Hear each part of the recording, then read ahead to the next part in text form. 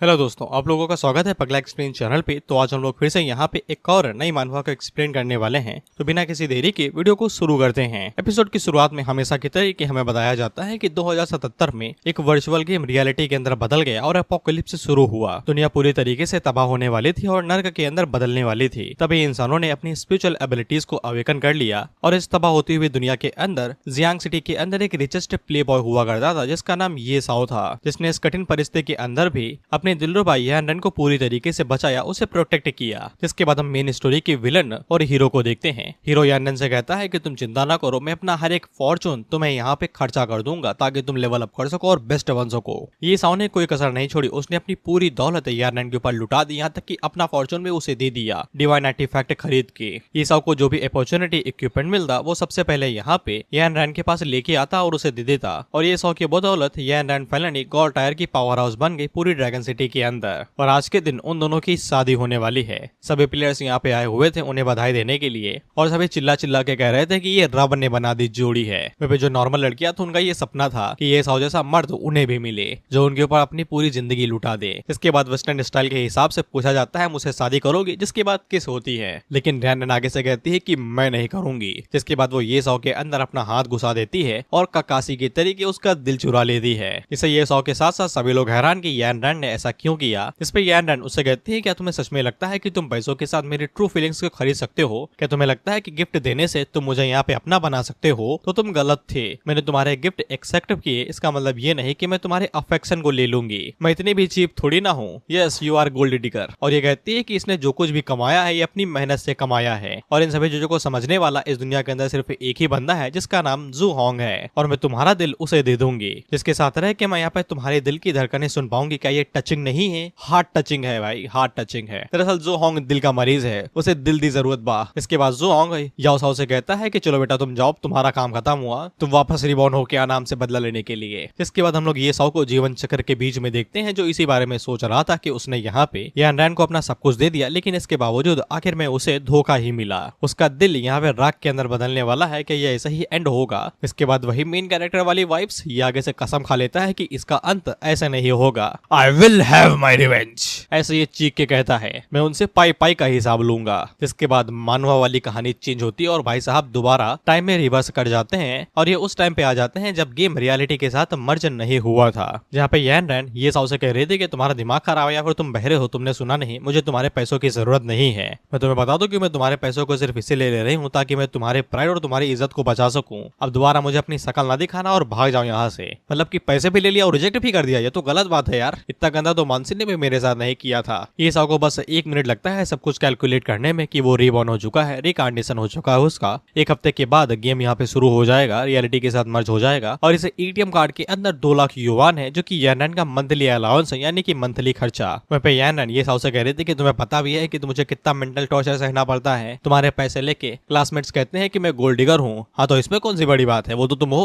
उन्हें ये बात समझ में नहीं आती कि मैं ये सब कुछ तुम्हारे अच्छे के लिए ही करती हूँ, क्योंकि ये साओ मैच्योर हो चुका है। बेसिकली बुंड पे लात पड़ने के बाद हर कोई मैच्योर हो जाता है। तो वो यानरन को घूरते हुए देख रहा था। यानरन उसे पूछती है क्या चाहिए रे तेरे को। इस पे ये साओ कार्ड को पीछे खींच लेता है ये कहते हुए कि मेरे अच्छे के लिए तो फिर मैं चला ही जाता हूँ। इस पे यानरन को झटका लगता है कि ये क्या हुआ, पैसे मिल रहे थे अचानक से वापस कैसे चले गए। ये साओ जाते हुए कहता है कि तुम ये सब कुछ करती हो, तुम्हारे लिए काफी ज्यादा मुश्किल रहता है ना, तो मैं अब से तुम्हें कुछ भी नहीं दूंगा। तो फिर यानरन को ऐसा लगता है कि ये साओ की ये कोई अनदर ट्रिक है। बेसिकली होता नहीं कि तुम गूगल पे सर्च करते हो लड़की कैसे पटाए, तो उसमें बताते हैं कि 1 हफ्ते बात करो और 1 हफ्ते बात ना करो, जिससे वो चिंतित हो जाएगी और तुम्हारे बारे में सोचने लगेगी। मैंने भी ट्राई किया था, मानसी ने बात तक नहीं की। अभी उस यूट्यूबर को गाली देता हूँ। यानरन को पैसे तो चाहिए ही थे, इसलिए वो उसे कहती है कि इतनी दूर से आए हो तो फिर मैं तुम्हारे कार्ड को ले लेती हूँ, लेकिन या उसे कहता है दफा हो जाओ अभी के अभी, तुरंत के तुरंत। इस पे यानरन उसे कहती है कि ऐसे बात करोगे तुम मुझसे, अभी तुम्हें पछतावा होगा। अब मेरे पास तुम भागते हुए भी आओगे ना तो भी मैं तुमसे बात नहीं करूंगी। जिस पे ये सबको याद आता है कि यानरन ने जो जूते पहने हैं उसने गिफ्ट दिए थे, तो वो जूते भी उतार लेता है ये कहते हुए कि इनके बिना जाओ, ये भी मेरे पैसे के हैं। जिस पे यानरन को और ज्यादा गुस्सा चढ़ता है और वो ये साओ के ऊपर चिल्लाते हुए कहते हैं ये ना सोचो कि थोड़ा सा पैसा तुम्हें महान बना देता है। तुम्हें क्या लगता है ये सब करने से मैं तुम्हारे ऊपर चिल्लाऊंगी, तुम्हें अटेंशन दूंगी? इतना याद रखो, आज के बाद तुम मुझे भीख मांगते हुए भी आओगे ना तो भी मैं तुमसे बात नहीं करूंगी। ये साओ कहता है ये तो वरदान होगा,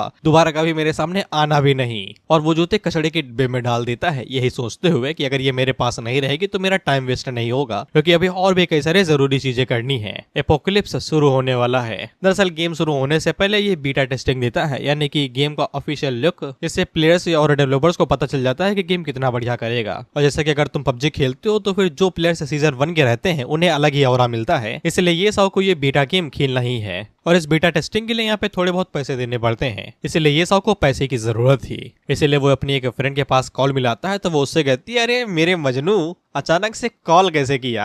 शायद ये लड़की ये साओ की कजिन है या फिर उसकी फ्रेंड है जिसका नाम येलिन है। सरनेम एक ही है तो ये दोनों कजिन ही है। ये साओ येलिन से कहता है कि तुम्हें हमेशा से मेरा शेयर चाहिए था ना। इनकी बाप की कोई बड़ी कंपनी होगी जिनके अंदर इनके भी हिस्से आए होंगे, जिसको शेयर कहते हैं। बेसिकली कंपनी का कुछ हिस्सा जिसकी कीमत 20 बिलियन के आसपास है। तो ये साओ येलिन से कहता है कि तुम इनका जैसा चाहे वैसा इस्तेमाल कर सकते हो, लेकिन एक बार में सब कुछ ले लेना। इसपे तो येलिन भी हैरान होती है और वो पूछती है कि तुम अचानक से अपने शेयर्स क्यों बेचने लगे। लेकिन ये साओ को पैसों की जरूरत तुरंत थी। वो उसे कहता है कि मुझे तुरंत के तुरंत 20 बिलियन चाहिए, उनमें से एक कौड़ी भी कम नहीं होनी चाहिए। सारा पेपर वर्क 5 दिनों के अंदर खत्म कर दो और सारा पैसा मेरे अकाउंट के अंदर ट्रांसफर कर दो। तुम्हारी खतरनाक स्किल्स के साथ में ये कोई बड़ी चीज नहीं होगी। इस पे येलिन उससे कहती है कि यार तुम 20 बिलियन में सारा काम बेचने वाले हो, ये कॉर्पोरेशन मेरे ऊपर आ जाएगी, तुम्हारी कंपनी मेरी हो जाएगी। लेकिन ये साओ आगे से कहता है बकवास बंद करो, जब पैसे रेडी हो तब कॉल करना मेरे पास। अब बस ये साओ को एपोकलिप्स के बीटा वर्जन का इंतजार था, जो कि कुछ ही दिनों के अंदर आ जाएगा। और ये साओ इस बार अपनी जिंदगी में अकेला चढ़ाई करने वाला है। इसके बाद अगला सीन एक हफ्ते के बाद का होता है। गेम शुरू हो चुका है। गेम का वर्जन इतने समय बीटा है और सभी लोगों को सिर्फ बीटा एक्सेस मिलेगा। ये टेस्ट 3 दिनों के चलेगा। 3 दिनों के बाद इसका असली वर्जन आ जाएगा जो पब्लिक के बीच में लॉन्च होगा। ये साओ जैसे ही गेम के अंदर आता है तो एपोकलिप्स गेम शुरू हो जाता है। ये साओ जल्दी से अपने क्लास प्रोफेसर नेम को चूज करता है और गेम के अंदर इसका नाम नाइट साओ है और इसकी क्लास यहाँ पे ड्रैगन टेमर की है, क्योंकि पिछली बार इसके एक गिल्ड को एक गॉड टायर के बीस्ट टेमर ने डिस्ट्रॉय कर दिया था। इसलिए इस बार अपने प्रोफेशन को यहाँ पे एक ड्रैगन टेमर रखने वाला है, जो उसे यहाँ पे अबायस ड्रैगन के पास लेके जाएगा। बाय द वे इस प्रोफेशन में धनी राम ज्यादा लगते हैं, लेकिन ये साओ के पास इस बार धन की कमी नहीं है। इसके बाद गेम का सबसे एकदम करीबी मामला आता है, एकदम करीबी मामला। And Free Fire players know this name, top up. मेरा भी सपना था, अच्छा हुआ इस बवासीर से जल्दी छुट्टी मिल गई। By the way currency range एकदम बराबर था, यानी कि गेम का 1 रुपया रियल वर्ल्ड के 1 रुपया के बराबर ही था। इसलिए जब ये साओ गेम के पैसों को यहाँ पे ट्रांसफर करता है तो उसके जो 2 बिलियन थे वो डायरेक्ट गेम के अंदर क्रेडिट हो जाते हैं। ये साओ इन पैसों का इस्तेमाल इक्विपमेंट, एबिलिटीज और दुनिया भर की चीजें खरीदने के लिए करेगा, क्योंकि एक दिन के अंदर ही गेम को यहाँ पे 2 बिलियन मिल गए। तो गेम उसे कहता है कांग्रेचुलेशन बेटा, तुम दुनिया के पहले प्लेयर हो जिसने यहाँ पे 1 बिलियन से ज्यादा रिचार्ज किया है गेम के अंदर। इसलिए सिस्टम यहाँ पे तुम्हारे लिए यूनिक हिडन प्रोफेशन रिवॉर्ड देता है। इस हिडन प्रोफेशन का नाम था ऑटोमेटिकली मार्जिनिंग। मार्जिनिंग का मतलब होता है किसी भी बड़ी चीज में हिस्सा लेना। एग्जाम्पल के लिए मैंने अगर 20 रुपए खरीदे तो फिर उनमें से 2 रुपए तुम्हें मिल जाएंगे, जिसको मार्जिनिंग कहा जाएगा। साथ ही में ये साओ के ऊपर ऑथर मेहरबान था तो फिर उसे एक सेकंड प्रोफेशन भी दे देता है जिसका नाम वेल्थ था। जिससे ये साओ को हिडन क्लास मिलता है जिसका नाम गॉड ऑफ वेल्थ था। यानी कि मार्जिनिंग में पैसा अलग से मिलेगा ही तो मिलेगा ही, यानी कि गेम में अंदर जो भी खर्चा होगा उसका कुछ हिस्सा ये साओ को मिलेगा, वो एक अलग प्रोफेशन है। लेकिन ये गॉड ऑफ वेल्थ ये अलग प्रोफेशन है। वेल्थ का मतलब पैसा। और तभी ये साओ के सामने एक मेढक सा आ जाता है। ये तो नारुतो का ही चाचा लग रहा है, पर इसकी पर्सनालिटी जिराया जितनी ही खतरनाक है। ये साओ से कहता है कि तुम वो कामचोर हो जिसने मुझे अनलॉक किया है। इस पे ये साओ भी उससे यही कहता है कि तुम वो मेढक हो जो आसमान से कूदा है। इस पर मेढक भाई साहब आगे से कहते हैं औकात में। इसके बाद ये अपना इंट्रोडक्शन देते हैं। इनका नाम इबिसु है, जो कि ये साओ के वेल्थ मेंटोर यानी कि गुरु होने वाले हैं। और ये साओ अपना 709वां गॉड ऑफ वेल्थ होने वाला है, जो कि इबिसु के अंडर ट्रेनिंग करने वाला है। मतलब भाई का रिकॉर्ड कुछ ज्यादा ही हाई है। ये साओ को इबिसु की बातों के ऊपर बिल्कुल भी यकीन नहीं होता। वो आगे से कहता है कि एक मेढक यहाँ पे वेल्थ मेंटोर है, तुम क्या बेचने वाले हो, मेढक के अंडे या फिर कोई फाइनेंशियल प्रोडक्ट। मैं बता दूं कि मैं भी एक फैमिली बैकग्राउंड से आता हूँ जिसके पास अंधा पैसा है, तो ये छोटी मोटी ट्रिक्स मेरे ऊपर काम नहीं करने वाली। इस पे इबिसु उसे कहता है कि मैं अभी दिखाता हूँ कि असली वेल्थ होती क्या है। अब मैं तुम्हें एक चीज और बता दूं कि इसका जो बीस्ट टीमिंग वाला प्रोफेशन है वो एक अलग है और ये वेल्थ वाला एक अलग है। दोनों के अलग अलग सिस्टम होंगे या फिर एक भी हो सकते हैं यार, गेम तो एक ही है ना। इबिसु ये साओ के लिए उसे यहाँ पे एक सिस्टम अवेकन करके देता है जिसका इननेट टैलेंट वेल्थ रोलिंग था। किसी भी वेल्थ कॉर्ड की बेसिक एबिलिटी यही होती है कि वो जो भी कॉइन डेली कैरी करता है वो 1% से बढ़ जाएंगे। बेसिकली भाई के पास अगर दिन में 1000 रुपए है तो दिन खत्म होने के साथ में उसके पास 1100 रुपए एक्स्ट्रा आ जाएंगे, यानी कि 100 रुपए का प्रॉफिट सिर्फ वेल्थ प्रोफेशन होने की वजह से। एक और इननेट टैलेंट था जिसका नाम पेनी पिंचर था। एज अ वेल्थ गॉड ये साओ अपने जितने भी लॉसेस हैं उन्हें यहाँ पे रिजेक्ट कर सकता है, यानी कि वो जब भी मरेगा तो फिर उसके गोल्ड कॉइन ड्रॉप नहीं होंगे। होंगे। इनेट टैलेंट एक और था जिसका नाम एक्स्ट्रा ऑर्डिनरी लक था।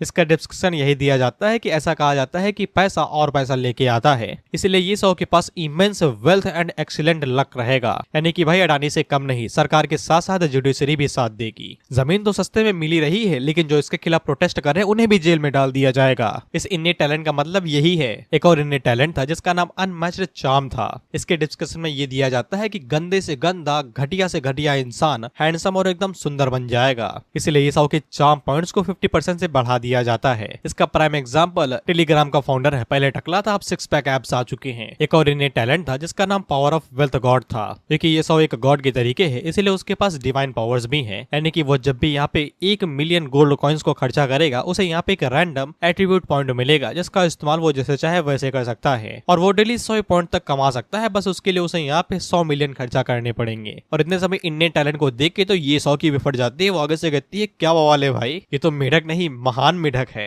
इसके बाद ये 100 इबुसु से कहता है कि ये सभी हिडन टैलेंट्स हैं और कमाल के हैं, लेकिन इनमें से कोई भी ऑफेंसिव टाइप क्यों नहीं, यानी कि हमला करने वाला क्यों नहीं है। जिसपे इबुसु से बताता है कि तुम्हें समझ में नहीं आया क्या भाई, वेल्थ गॉड का टैलेंट है सिर्फ पैसा कमाना होता है, ना कि लड़ाई दंगा करना। इसके बाद ये 100 थोड़ी सी गुड़ा भाग करते हुए हम लोगों को बताता है कि उसके पास इतनी समय यहाँ पे 2.2 बिलियन है, जिसके एक डेली हिसाब से उसको अगर 1% में मिलेगा तो फिर डेली उसे यहाँ पे 22 मिलियन एक्स्ट्रा मिलेंगे, जो उसके फर्स्ट इनेट टैलेंट की वजह से होने वाला है, वेल्थ रोनिंग की वजह से। इस पे इबुसु से बताता है कि इस वेल्थ गॉड के प्रोफेशन के साथ में तुम्हें यहाँ पे डेली 22 फ्री एट्रीब्यूट पॉइंट्स मिल सकते हैं। अब तुम ये समझ जाओ कि ये कितना ज्यादा खतरनाक हो सकता है, जो कि ये साओ का लास्ट इनेट टैलेंट था, यानी कि उसके पास डिवाइन पावर्स है, जिससे उसे यहाँ पे 1 मिलियन खर्चा करने पे एक एट्रीब्यूट पॉइंट मिलेगा, जिससे यह साओ खुशी हो जाता है और वो यहाँ पे इबुसु को उठा लेता है और उससे कहता है कि ये वेल्थ गॉड की प्रोफेशन एकदम कमाल की है भाई, ओवर पावर है। पिछले लैब में मैंने सारा पैसा यानन के ऊपर लुटा दिया था, लेकिन इस बार मैं लोगों को दिखा दूंगा कि मनी पावर होती क्या है, पैसों की आग मूद दूंगा मैं। इसके बाद वो न्यू वे विलेज के अंदर चला जाता है। एक तरीके से ये लॉबी ही है जहाँ पे सभी प्लेयर्स इकट्ठा होते हैं। हालांकि जब ये साओ वहाँ पे पहुंचता है तो फिर यहाँ पे कोई भी नहीं आया था, सिर्फ वो पहला बंदा था जो कि सर्वर के अंदर एंटर हुआ था, जो कि ये साओ के लिए परफेक्ट है क्योंकि वो जल्दी जल्दी ग्रो कर सकता है। लेकिन इसमें जो बीस्ट टेमर का प्रोफेशन होता है ये कई गुना ज्यादा टफ रहता है। बेसिकली तुम शुरुआत में जब तुम्हारा लेवल 1 रहता है तो तुम किसी भी बीस्ट को टीम नहीं कर सकते हो, इसलिए तुम्हें बुद्धि का इस्तेमाल करना पड़ता है। बेसिकली स्ट्रेटेजी बनानी पड़ेगी कि कैसे छोटे मोटे गॉब्लिन्स को यहाँ पे कस के पिला जाए जिससे तुम यहाँ पे जीत सको और तुम्हें एक्सपीरियंस पॉइंट मिले और तुम लेवल अप करो, जिसके बाद जाके तुम किसी बीस्ट को टेम कर सकते हो। यहाँ तक कि इबुसु भी उसे यही कहता है कि बीस्ट टेमर के साथ में तुम किसी वेपन का भी इस्तेमाल नहीं कर सकते हो, जिसपे ये साओ उसे बताता है कि यही चीज तुम्हें समझ में नहीं आ रही है। बीस्ट टेमर का प्रोफेशन हाईएस्ट पोटेंशियल और मोस्ट ग्रोथ इसी के पास है, जितना किसी दूसरे प्रोफेशन के पास नहीं है। तभी ये साओ की नजर कुछ गॉब्लिन्स की होड़ के ऊपर पड़ती है, जो कि इंसानों को देखते ही कहने लगते हैं खाना और तेजी के साथ आगे बढ़ने लगते हैं। और ये सभी गॉब्लिन वॉरियर थे और इनका लेवल 5 था, इलाइट थे ये, जिसपे ये साओ की फटके 4, क्योंकि वो आगे से कहता है लकी था यार, मैं इतना तो अनलकी नहीं हो सकता कि मुलाकात ही में ही 5 लेवल के वॉरियर से हो जाए। ये साओ कंफ्यूज था कि फाइट करो या फिर भागूं, और वो इबुसु से पूछने ही वाला था तो इबुसु तुरंत भाग लेता है, ये कहते हुए कि खड़े क्या हो, भागो, बिना वेपन के उनसे जीत तक नहीं सकते तुम।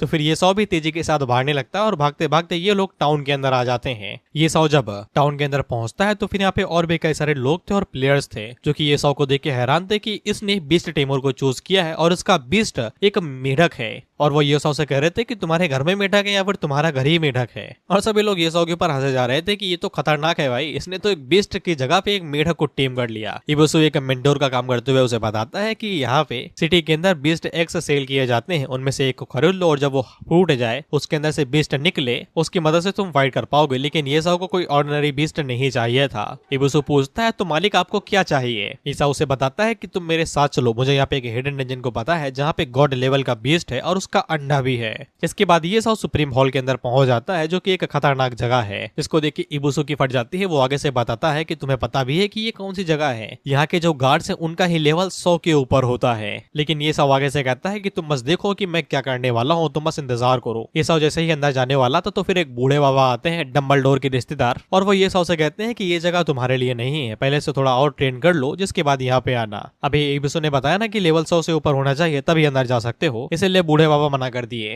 या फिर तुम्हारे पास सिटी लॉर्ड का रिकमेंडेशन लेटर होना चाहिए तभी तुम दरवाजा खोल के अंदर आ सकते हो। बाय द वे बूढ़े बाबा ग्रैंड आर्क मेज थे, यानी कि कॉम्बैक्ट मेज, और इनका लेवल 80 था, जिसको देख के ये साउ को समझ में आ जाता है कि इसलिए साला इस जगह पे कोई गार्ड नहीं है, आर्क मेज ही साला 80 लेवल पे है। ये साउ उस आर्क मेज से कहता है कि मेरे पास रिकमेंडेशन लेटर नहीं है, तो आर्क मेज उससे कहता है कि खड़े क्या हो, दफा हो जाओ यहाँ से, ये जगह तुम्हारे जैसे लोगों के लिए नहीं है। ये साउ उससे कहता है कि मेरे पास लेटर नहीं है, लेकिन मेरे पास कुछ ऐसा है जो तुमने खो दिया था और मैं उसके साथ वापस आया हूँ। आर्क मेज आगे से कहता है कि मैंने कुछ भी नहीं खोया है बाबू, तुम यहाँ से जाओ। ये साउ उससे कहता है कि नीचे तो देखो गोल्ड कॉइन पड़े हुए हैं, जिसपे आर्क मेज नीचे जो कि उन गोल्ड कॉइन्स को उठाने लगता है। ये साउ आगे से कहता है कि पीछे देखो और भी पड़े हुए हैं, और गोल्ड कॉइन्स को देख के आर्क मेज खुशी हो जाता है। ये है भाई महागरीब, इन्हें चांदी नहीं देखा, सोना देख के बौखला गई है। ये साउ उससे पूछता है कि बढ़िया लगा, जिसपे आर्क मेज आगे से कहता है कि अंदर जाइए सर, अंदर जाइए, गॉड ऑफ वॉर पवेलियन आपके लिए खुला हुआ है, ऊपर से सीढ़ियां ले लीजिए। ये साउ उस आर्क मेज से कहता है कि मुझे तुम्हारा खड़ूस चेहरा पसंद आया, उसे वापस लेके आओ। तो आर्क मेज दोबारा हरामी बनने पे आ जाता है और वो ये साउ से कहता है कि तुम ऊपर जा सकते हो। ये साउ उससे कहता है ये ज्यादा बढ़िया लगा, जिसपे इबुसु आगे से कहता है कि साला पैसा कुछ भी करा सकता है, नंगा नाच तक। ये साउ जब हॉल के अंदर जाता है तो फिर उसको यहाँ पे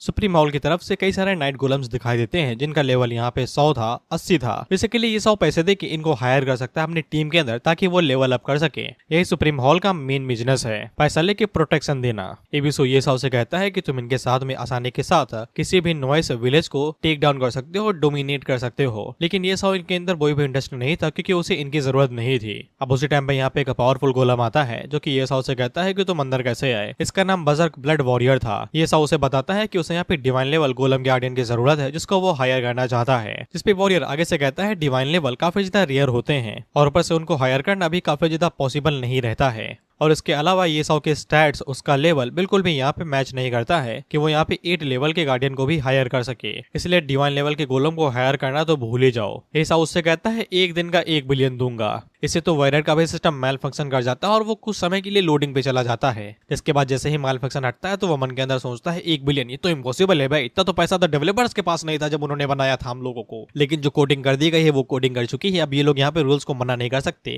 यानी कि अगर कोई भी पैसा देगा तो फिर उसे बंदा मिलेगा ही मिलेगा, वो कोई भी यहाँ पे प्रोटेक्शन लेके जा सकता है। इसलिए वॉरियर उससे कहता है कि उसके पास एक डिवाइन लेवल का स्पेल कास्टर है जो उसकी मदद कर सकता है। वहीं पे इबुसु स्पेल कास्टर का नाम सुन के हैरान हो जाता है, क्योंकि ये हिडन क्लास में आता है। ये साउ को पता था कि ये जो स्पेल कास्टर होते हैं डिवाइन लेवल के, ये काफी ज्यादा वर्सटाइल होते हैं। ये प्रोटेक्शन भी दे सकते हैं, डिफेंस भी कर सकते हैं, या तक कि अटैक भी कर सकते हैं। ऑल इन वन पैकेज है ये एक तरीके से, और इसके साथ शुरुआत करना ये साउ के लिए काफी ज्यादा बढ़िया रहेगा। इसलिए वो यहाँ पे इस चीज के लिए मान जाता है। वॉरियर उससे बताता है कि वो उन्हें जब चाहे तब समन कर सकता है, लेकिन ये साउ को पहले ये कंफर्म करना पड़ेगा कि वो 1 बिलियन दिन के 1 रुपए दे सकता है। ये साउ कहता है कि कॉन्ट्रैक्ट असाइन करो, मैं जब चाहे तब पैसे दे सकता हूँ, पैसों की कमी नहीं है, मेरा बाप बहुत पैसे छोड़ के गया मेरे लिए। तो फिर वॉरियर अपने पास से कॉन्ट्रैक्ट बाहर निकालता है, जिसके ऊपर ये साउ साइन कर देता है। ये साउ जैसे ही साइन करता है तो फिर वॉरियर तुरंत यहाँ पे स्पेल कास्टर को समन कर देता है। स्पेल कास्टर ऑफ कोर्स एक फीमेल ही थी, जो कि आगे से पूछती है कि किसने कॉन्ट्रैक्ट किया भाई मुझे। स्पीड को देख के तो ये साउ भी हैरान था कि ये तो कुछ ज्यादा ही जल्दी हो गया। स्पेल कास्टर ये साउ को देख के कहती है अरे ये तो चिकना लौंडा है। इसके बाद वो अपना नाम यहाँ पे डोलोरस बताती है, और ये साउ से कहती है कॉन्ट्रैक्ट के हिसाब से वो अगले 24 घंटों तक उसे फॉलो करेगी।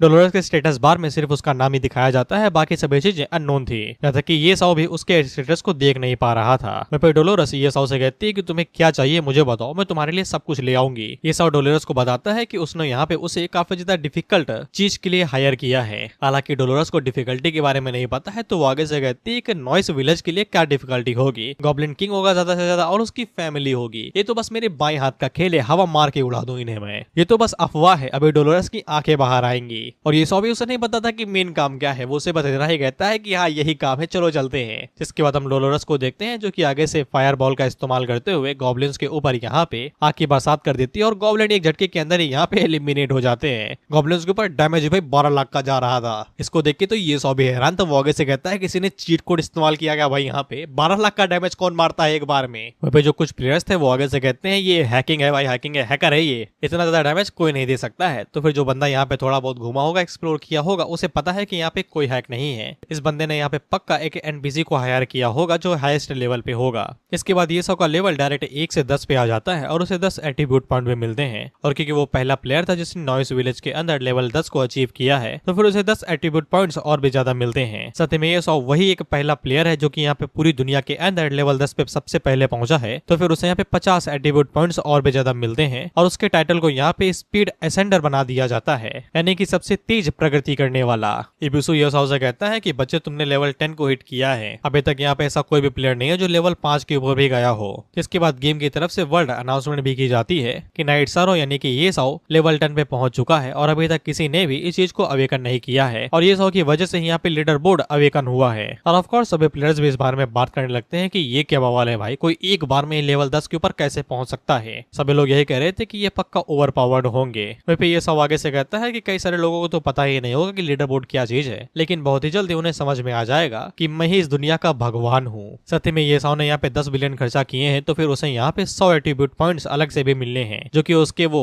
इन्ने टैलेंट की वजह से हुआ होगा। इसके बाद ये साओ टाइम को वेस्ट ना करते हुए उस हिडन डंजन की तरफ आगे बढ़ने लगता है जहाँ से उसे अंडा मिलेगा। इबिसु उससे पूछता है कि यहीं पे ही है क्या वो हिडन डंजन, कुछ ज्यादा ही दूर नहीं है। तो ये सब आगे से बताता है कि वो यही जगह है और यहीं पे ही ड्रैगन लेयर है। इसके बाद हम लोग गेम के अंदर ही किसी दूर इलाके में एक स्टेल्थ वॉकर को देखते हैं जो इलाइट गॉब्लिन्स को यहाँ पे हंट कर रहा था, और वो इजीली इन्हें हंट कर रहा था, जबकि इसका लेवल सिर्फ 3 था, जिसको सुन के ये हैरान हो जाता है कि कोई यहाँ पे लेवल 10 पे पहले ही पहुंच गया, जबकि वो सिर्फ लेवल 3 पे है। उसे यही लग रहा था कि गेम के अंदर कुछ तो ग्लिच है जिसका एक्सप्लॉइट किया जा रहा है, यानी कि गलत तरीके से इस्तेमाल करना, जिसकी वजह से ही ये साओ यहाँ पे लेवल 10 पे पहुंच गया है। हालांकि ये एक्साइटेड था कि इसे यहाँ पे कोई राइवल मिल गया। इसके बाद ये साओ उस कोऑर्डिनेट वाली जगह पे पहुंच जाता है जहाँ पे ड्रैगन लेयर है। इसके बाद ये साओ एक पत्थर के ऊपर हाथ रखता है तो वो पत्थर डिस्ट्रॉय हो जाता है, लेकिन उस वजह से यहाँ पे जो हिडन लेयर थी वो एक्टिवेट हो जाती है। ये साओ से कहा जाता है कि ये एरिया एकदम खतरनाक है, अभी के अभी भाग लो यहाँ से। हालांकि डोलोरस ये देख के हैरान हो जाती है कि उनके गाँव के बगल में ही साला यहाँ पे एक हिडन लेयर है जिसके अंदर से इतना खतरनाक ऑरा निकल रहा है, और एक ड्रैगन यहीं पे ही रहता है, और उन लोगों को इस बारे में नहीं पता, लेकिन एक बच्चे को पता है जो आज ही यहाँ पे आया है। इसलिए डोलोरस आगे से हाथ खड़े कर देती है, ये कहते हुए अगर ये ड्रैगन है, मेरे अंदर बिल्कुल भी कॉन्फिडेंट नहीं है बच्चे कि मैं उसे हैंडल कर सकती हूँ अकेले। जिस पे ये सब आगे से कहता है ये तो मुझे भी पता है, इसलिए हम ड्रैगन से फाइट नहीं करने वाले, बस अंदर देखेंगे और भाग आएंगे। इसने दोबारा झूठ बोला। ये सब इस हिडन डंजन की कहानी भी बताता है कि कई सालों पहले एक 100 लेवल का बजरकर हुआ करता था जिसने अचानक से यहाँ पे इस हिडन क्वेस्ट को ट्रिगर कर दिया था, जिसको ड्रैगन के अंदर जाके, इस ड्रैगन लेयर के अंदर जाके इसे एक्सप्लोर करना था। उसने डंजन एंट्रेंस को तो एक्सप्लोर कर लिया था, लेकिन विलेज के अंदर किसी ने भी उसकी बात के ऊपर यकीन नहीं किया, जिससे नाराज होकर वो अकेले ही इस डंजन को एक्सप्लोर करने के लिए चला आया, लेकिन वो कभी वापस लौटा ही नहीं, यहीं पे ही रह गया। इस पे इबुसु उससे पूछता है कि तो फिर तुम्हें इस बारे में कैसे पता चला। इस पे ये सब आगे से कहता है कि मैंने उसके बैटल फुटेज को यहाँ पे हाई प्राइस पे खरीद लिया, और थोड़ी बहुत ताक झाक करने के बाद में मुझे इस हिडन डंजन के बारे में पता चल गया, और ये भी पता चला कि इस डंजन के अंदर एक ड्रैगन एग भी है। जिसको सुन के इबुसु और डोलोरस दोनों ही हैरान हो जाते हैं, और वो ये साओ से कहते हैं बेटा मेरी बात मानो, एक ड्रैगन का अंडा चुराना ड्रैगन को मारने जितना ही कठिन है, और उससे कहीं ज्यादा कठिन है। अगर तुम इस काम के लिए मुझे लेके आए हो तो पेमेंट वापस ले लो, लेकिन मैं जा रही हूँ यहाँ से। इबिसु भी कहता है कि अगर तुम वो अंडा प्लान करने की कोशिश करो ना, हमारा जो कॉन्ट्रैक्ट है अभी ही तोड़ दो भाई साहब, हमें जाने दो यहाँ से। ये साओ डोलोरस को अब सिस्टर ताओ बुलाता है, तो फिर हम इसे यही बुलाएंगे। ये साओ सिस्टर ताओ से कहता है कि आप एक गॉड अटायर की प्रोफेसर है, सॉर्सरस है। भाई पता नहीं मेरा भाई प्रोफेसर से क्या लेना देना है, मेरा मूड खराब हो गया है भाई बार बार बोल के इसे। और वो ताओ से कहता है कि इतना भी ना घबराओ यार, तुम एक पावरफुल सॉर्सरस हो, तुम कुछ भी कर सकती हो, ये बस एक छोटा सा ड्रैगन ही तो है, और तुम एक ग्रेड गॉड अटायर की सॉर्सरस हो, तुम तो इसे आंखें झपक के ही मार दोगी। इसके बाद हमें वो ड्रैगन दिखाया जाता है जिसके पास स्किल होली जजमेंट थी, और इसका नाम रेडिएंट ड्रैगन है, और ये टॉप 5 पे है, यानी कि इसका जो टायर है वो 5 पे है। भाई तो ये सोने के ऊपर सो रहा था, साले सिक्के गड़ते नहीं तेरी छाती में। इबुसु तुरंत कट लेता है, ये कहते हुए भाई साहब आप लोग समाइए, मैं केव के बाहर इंतजार करता हूँ आप लोगों का। सिस्टर ताओ आगे से कहती है कि ये टायर 5 का ड्रैगन है। अच्छी बात यह है कि मैं अपने साथ टेलीपोर्टेशन स्क्रोल लेके आई हूँ, कॉन्ट्रैक्टर मरता है तो मरने दो, खुद की जान बचाना जरूरी है। ऐसा उनसे पूछता है कि आप इसे मैनेज कर लेंगी, आप इसे पकड़ सकती है ना। जिसपे सिस्टर ताओ आगे से बताती है कि टायर 3 का ड्रैगन अकेला ही एक इंटायर गिल्ड को डिस्ट्रॉय कर सकता है, और ऊपर से ये वाला रेडिएंट ड्रैगन है, टॉप टायर ड्रैगन्स में से एक, अगर हम इससे भिड़ेंगे तो चांस 0 से भी कम है। जिसपे ये सब आगे से कहता है तो कमाल की बात है यार, अगर ये इतना ज्यादा खतरनाक है तो फिर इसका अंडा भी खतरनाक होगा, मुझे किसी भी कीमत पे इसका अंडा चाहिए। सिस्टर ताओ उससे कहती है अंडा चाहिए, अकेले ले लो, मैं जा रही हूँ यहाँ से।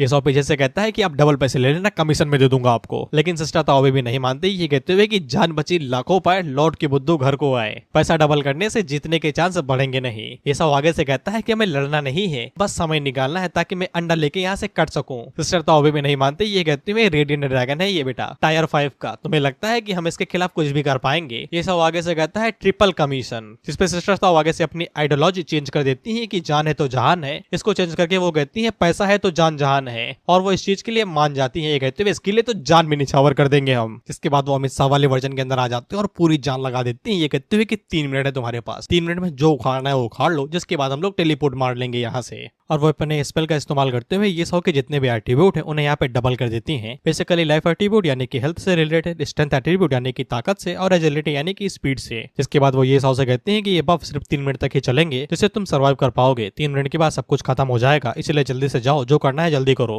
जिसके बाद सिस्टर ताओ ड्रैगन से भिड़ने के लिए चली जाती हैं और आगे से वो यहाँ पे आइस आरो का इस्तेमाल करते हुए ड्रैगन के ऊपर हमला करने लगती हैं, जिससे कई सारे आइस के क्रिस्टल ड्रैगन के अंदर घुस जाते हैं। इसी बीच हम लोग ये सौ को देखते हैं जो कि दबो पैरों से अंडा उठाने के लिए जा रहा था, और वो उनसे कह ही रहा था कि ड्रैगन भाई साहब पीछे ना देखिएगा, पीछे ना देखिएगा। ड्रैगन आगे से अपनी ब्रेथ का इस्तेमाल करते हुए सिस्टर ताओ के ऊपर फ्लेम से अटैक करता है। अब इनके पास सिर्फ 1.5 मिनट बाकी थे और सिस्टर ताओ की एनर्जी खत्म हो रही थी। हम लोग ये सौ को देखते हैं जो कि अंडा ने उठा पा रहा था, क्योंकि कुछ ज्यादा ही वजन था। वो इबुसु से कहता है कि हाथ लगा दे भाई, तो बिसु आगे से मदद करने के लिए आगे बढ़ ही रहा था, लेकिन वो मदद के जगह पे ना मदद कर देता है किसी भारी चीज को गिरा के, जिससे रेडिएंट ड्रैगन का फोकस इन दोनों के ऊपर चढ़ा जाता है। वो आगे से कहता है मेरा बच्चा चुराओगे तुम लोग, और वे लोगों के ऊपर चीखते हुए कहता है अंडा लेके जाओगे सालों मेरे, मैंने उसे अपने अंदर से निकाला है, बीवी नहीं है मेरी। इसके बाद वो इन दोनों के पीछे पड़ जाता है और उनके पीछे भागने लगता है। ये सौ इबुसु से चिल्लाते हुए कहता है कि तुम 2 कौड़ी के इंसान हो यार, तुमसे कहा था मदद करो, ये थोड़ी नहीं कहा था कि बवाल कर दो। अब वो हमारे पीछे पड़ चुका है। जिसपे इबुसु भागते हुए कहता है कि अभी भागो, बाद में चिल्ला लेना। जिसके बाद वो दोनों सिस्टर ताओ के पास आ जाते हैं, कहते हुए कि मदद करो बहना, मदद करो।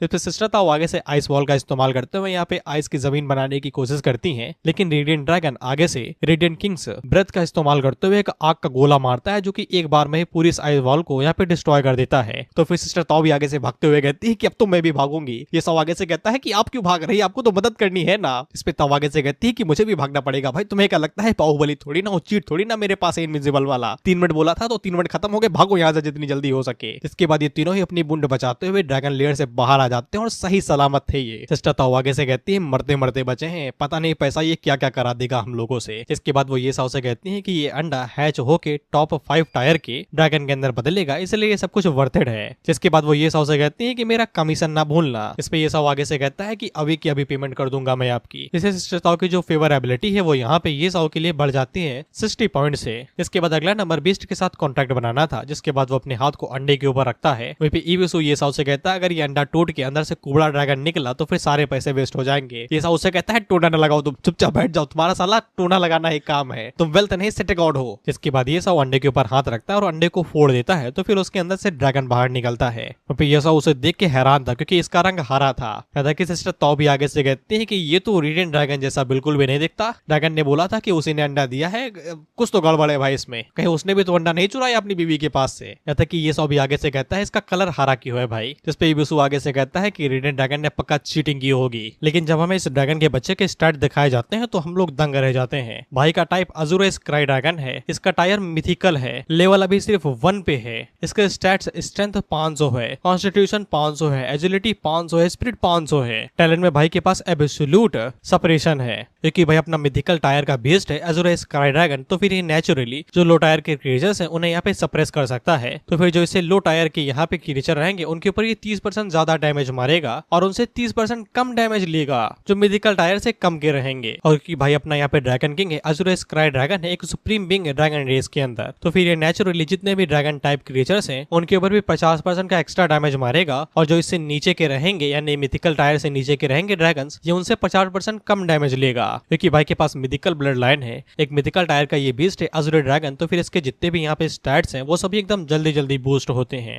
यानी कि इसका माना एनर्जी कम होगा तो वो 200 सेकंड के अंदर ही रीजनरेट हो जाएगा। 200 सेकंड ही इसकी एचपी यहाँ पे 100% हो जाएगी, माना भी। स्किल्स में भाई के पास अर्थ सेकिंग ड्रैगन रॉर है, जिससे ये पूरे एक ग्रुप को स्टन कर सकता है, यानी यानी कि शून्य कर सकता है। साथ ही में भाई के पास एक और स्किल है जिसके अंदर ये यहाँ पे ड्रैगन की बिजली मार सकता है, यानी कि ये दहाड़ेगा तो आसमान से बिजली गिरेंगे एनिमीज के ऊपर, वो भी 20 मीटर के रेडियस के अंदर, और 1.5 सेकंड के लिए वो उसे स्टन भी कर सकती है। कोई घंटा फर्क नहीं पड़ता कि सामने वाला कौन है, बाहुबली या फिर नाहुबली है, कोई भी टायर का बीस्ट हो स्टन होगा ही होगा। ड्रैगन किंग्स ब्रेथ है, सिंगल टारगेट स्ट्राइक वाला है, यानी कि ये आग की बीम मारेगा किसी एनिमी के ऊपर जो 500% का डैमेज मारेगी। और क्योंकि ये ट्रू डैमेज अटैक है तो फिर ये एक जब एनिमी के ऊपर लॉक हो जाएगी तो फिर उसके ऊपर लगेगा ही लगेगा। कोई फायदा नहीं कि बंदा कितना ही डॉज करने में माहिर हो, वो उसके ऊपर लगनी ही लगनी है। एक और चीज है जिसका नाम ट्रू ड्रैगन किंग्स रायत है, एक यूनिक टैलेंट स्किल है। क्योंकि ये अज़ूरे ड्रैगन है तो फिर ये जहां भी जाता है तो इसकी जो रेस है वो अनकंट्रोलेबल है, यानी कि ये जहां भी जाएगा सब कुछ डिस्ट्रॉय करेगा। तो फिर इससे स्ट्रेंथ और कॉन्स्टिट्यूशन और ज्यादा बढ़ जाते हैं और ये आसपास के एनिमीज के ऊपर भी डैमेज मारता रहेगा अगर ये आसपास के एनिमीज से गुजरे तो। लेकिन इस स्किल को एक्टिवेट करने के बाद में 30 दिनों के लिए इसके जो एट्रीब्यूट्स हैं वो 50% से कम हो जाएंगे। लेकिन जैसे ही 30 दिन पूरे होंगे तो फिर एट्रीब्यूट्स दोबारा नॉर्मल हो जाएंगे।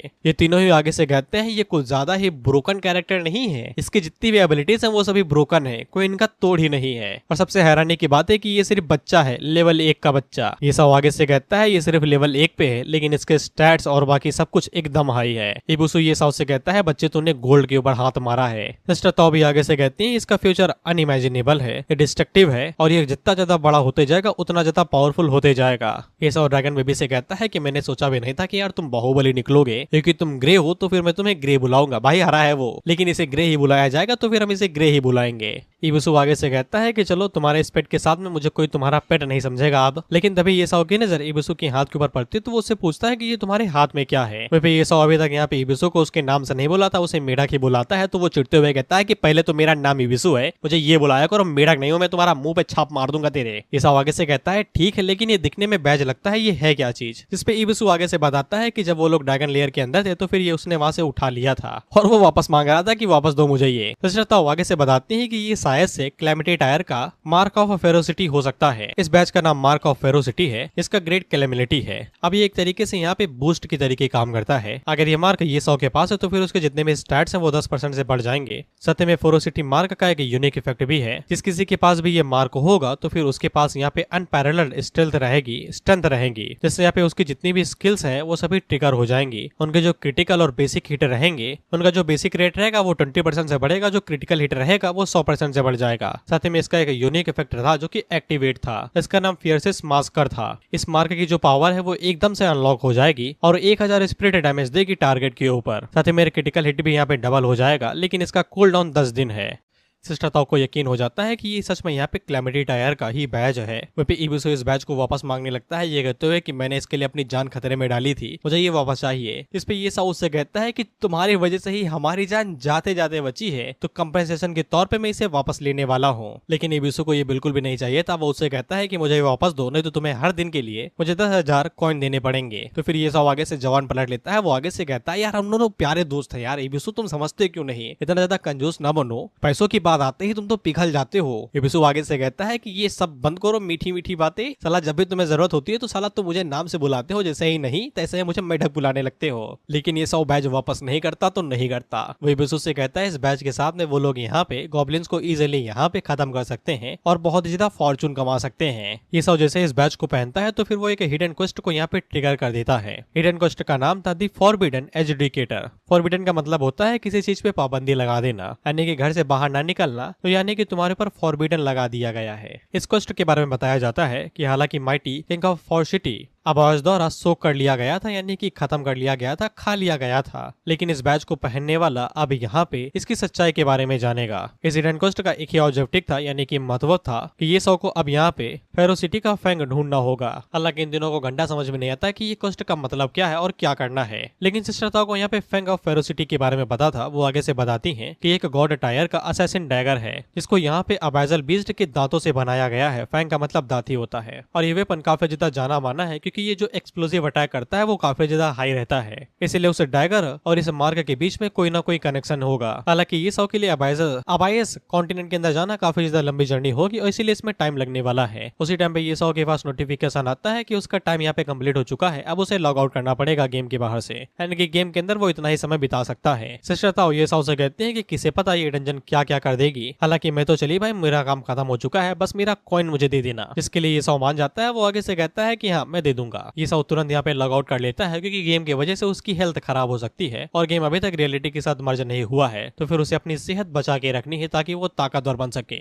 इसके बाद अगला दिन रियलिटी का होता है। सीधा ये सौ के घर पे ही दिन खुलता है, जहाँ पे ये सौ इस गेम के रिलेटेड सभी चैट्स को पढ़ रहा था, जहाँ पे सभी लोग इस गेम को गाली ही देते जा रहे थे क्योंकि ये गेम काफी ज्यादा हार्ड था और कोई भी लोग इसे खेल नहीं पा रहे थे। मुश्किल से ही लोग लेवल 1 या फिर 2 को अचीव कर पा रहे थे, लेकिन उसके लिए भी इन लोगों को अपनी कई बार हेल्थ गंवानी पड़ रही थी, यानी कि बहुत बार मर रहे थे ये लोग, क्योंकि ये वर्चुअल रियलिटी गेम था, यानी कि बुद्धि के ऊपर एक मुखौटा लगा के खेलना पड़ता है। इसलिए जो लोग यहाँ पे कई बार मरे थे उन्हें यहाँ पे फिजिकल सिस्टम दिखाई दे रहे थे, यानी कि उनकी सेहत बहुत ज्यादा खराब हो रही थी बस लॉग आउट करने के बाद तुरंत ही। इसलिए कई सारे लोग हॉस्पिटलाइज हो चुके थे, कई की तो ऑर्गन फेल हो चुके थे, मतलब किडनी जवाब दे गई थी गेम खेलने की वजह से। अब 2-2 घंटों तक गेम खेलोगे और मुतने नहीं जाओगे तो किडनी खराब हो ही जाएगी ना। इसलिए गवर्नमेंट थोड़ा सा वार्निंग इशू लगा देती है इस गेम के ऊपर कि ज्यादा गेम ना खेलो भाई तुम लोग। इसलिए कई सारे जो सिटीज है, कंट्रीज है, उन्होंने भी यहाँ पे इस गेम के ऊपर बैन लगा दिया है। ये सब आगे से यही कहता है कि अभी तो लगा दोगे, लेकिन जब ये रियलिटी के साथ मर्ज हो जाएगा तब क्या करोगे, तब तो गेम खेलना ही पड़ेगा ना। तभी ये के पास में यहाँ पे यानन की तरफ से मैसेज आता है जो कि उससे कहती है कि नॉर्थ हुआ हॉस्पिटल में आओ, जोहोंग के लिए खाना लेके आओ और उसके जितने भी बिल्स है उन्हें पे कर दो। ये सब कर दो, मैं भूल जाऊंगी कि तुमने मेरे साथ क्या किया था,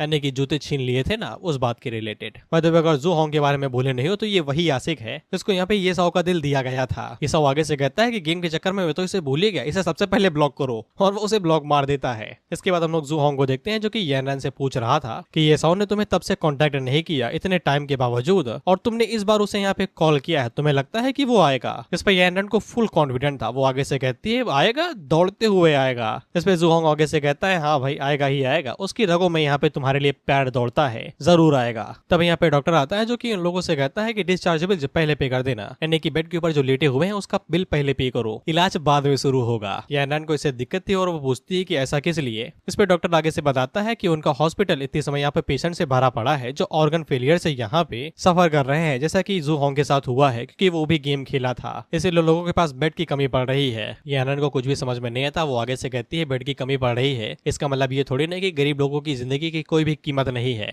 इस पे डॉक्टर यहाँ से ये कह के चला जाता है स्पेशल सिचुएशन है यार, हम तुम लोग समझो यार, चाइना में रह रहे हो, इतनी बड़ी बात नहीं है, पहले बिल दो और तुरंत यहाँ से दफा हो जाओ। जोहोंग यानन से कहता है कि फालतू में लड़ाई ना करो, ये गेम कुछ सिंपल नहीं है। वहीं पे जोहोंग का यही प्लान है कि डिस्चार्ज होने के बाद में वो खेलना चालू रखेगा, इसीलिए वो यानन से पूछता है कि तुम्हारे पास कुछ पैसे हैं, मदद कर दो भाई हॉस्पिटल का बिल पहले देने में। लेकिन यानन के पास कोई भी धनराशि नहीं थी क्योंकि योसाओ ने उसे कोई भी पैसे नहीं दिए थे। भाई तुम लोग काम धंधा नहीं करते क्या यार, पार्ट टाइम जॉब ही कर लिया करो, इससे ज्यादा तो महीने के आखिर में कमा लोगे। इसे तो जोहोंग भी हैरान होता है कि ये सौ ने यहाँ पे यानन को मंथली अलाउंस नहीं दिया। उसे पूछता भी किया था, वो तो साला तुम्हें हर महीने 2 लाख रुपए दिया ही करता था। इस पर यानन को भी नहीं पता था कि उसने पैसे किस लिए नहीं दिए, लेकिन वो आगे से कहती उसे क्या लगता है कि मेरे ऊपर पैसा खर्च के वो मुझे जी सकता है। मैं भी उसे देख देख के परेशान हो गई थी।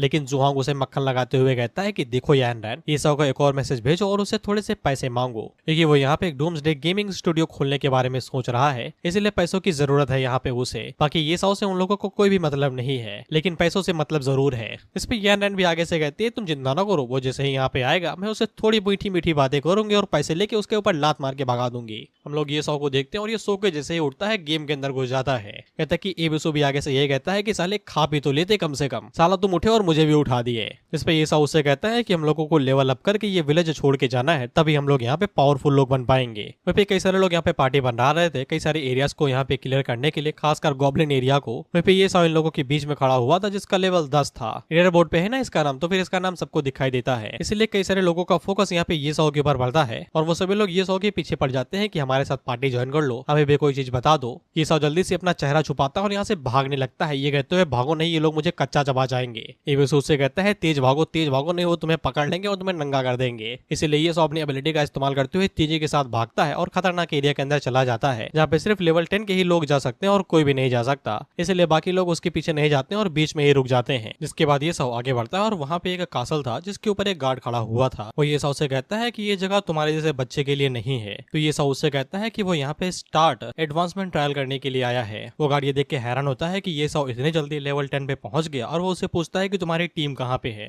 ये साउ उससे कहता है कि वो ये ट्रायल सोलो करना चाहता है, उसे टीम की जरूरत नहीं है। गार्ड उसे कैजुअल वार्निंग देता है ये कहते हुए कि नॉर्मल डिफिकल्टी भी यहाँ पे एक अलोन वॉरियर के लिए सुसाइड के बराबर है। लेकिन ये साउ को कोई फर्क नहीं पड़ता था, वो गेम खेलने के लिए आया है तो वो गेम ही खेलेगा। वो जाते हुए कहता है कि उसे चिंता की बात नहीं है, वो यहाँ पे इजिली जी जाएगा। इस पे गार्ड आगे से कहता है लो एक और यहाँ पे रेकलेस वॉरियर आ गया, देखते हैं कि ये क्या उखाड़ पाता है। इसके बाद ये साउ ट्रायल शुरू करता है तो फिर उससे यहाँ पे डिफिकल्टी के बारे में पूछा जाता है जो कि नॉर्मल से अबायस थी।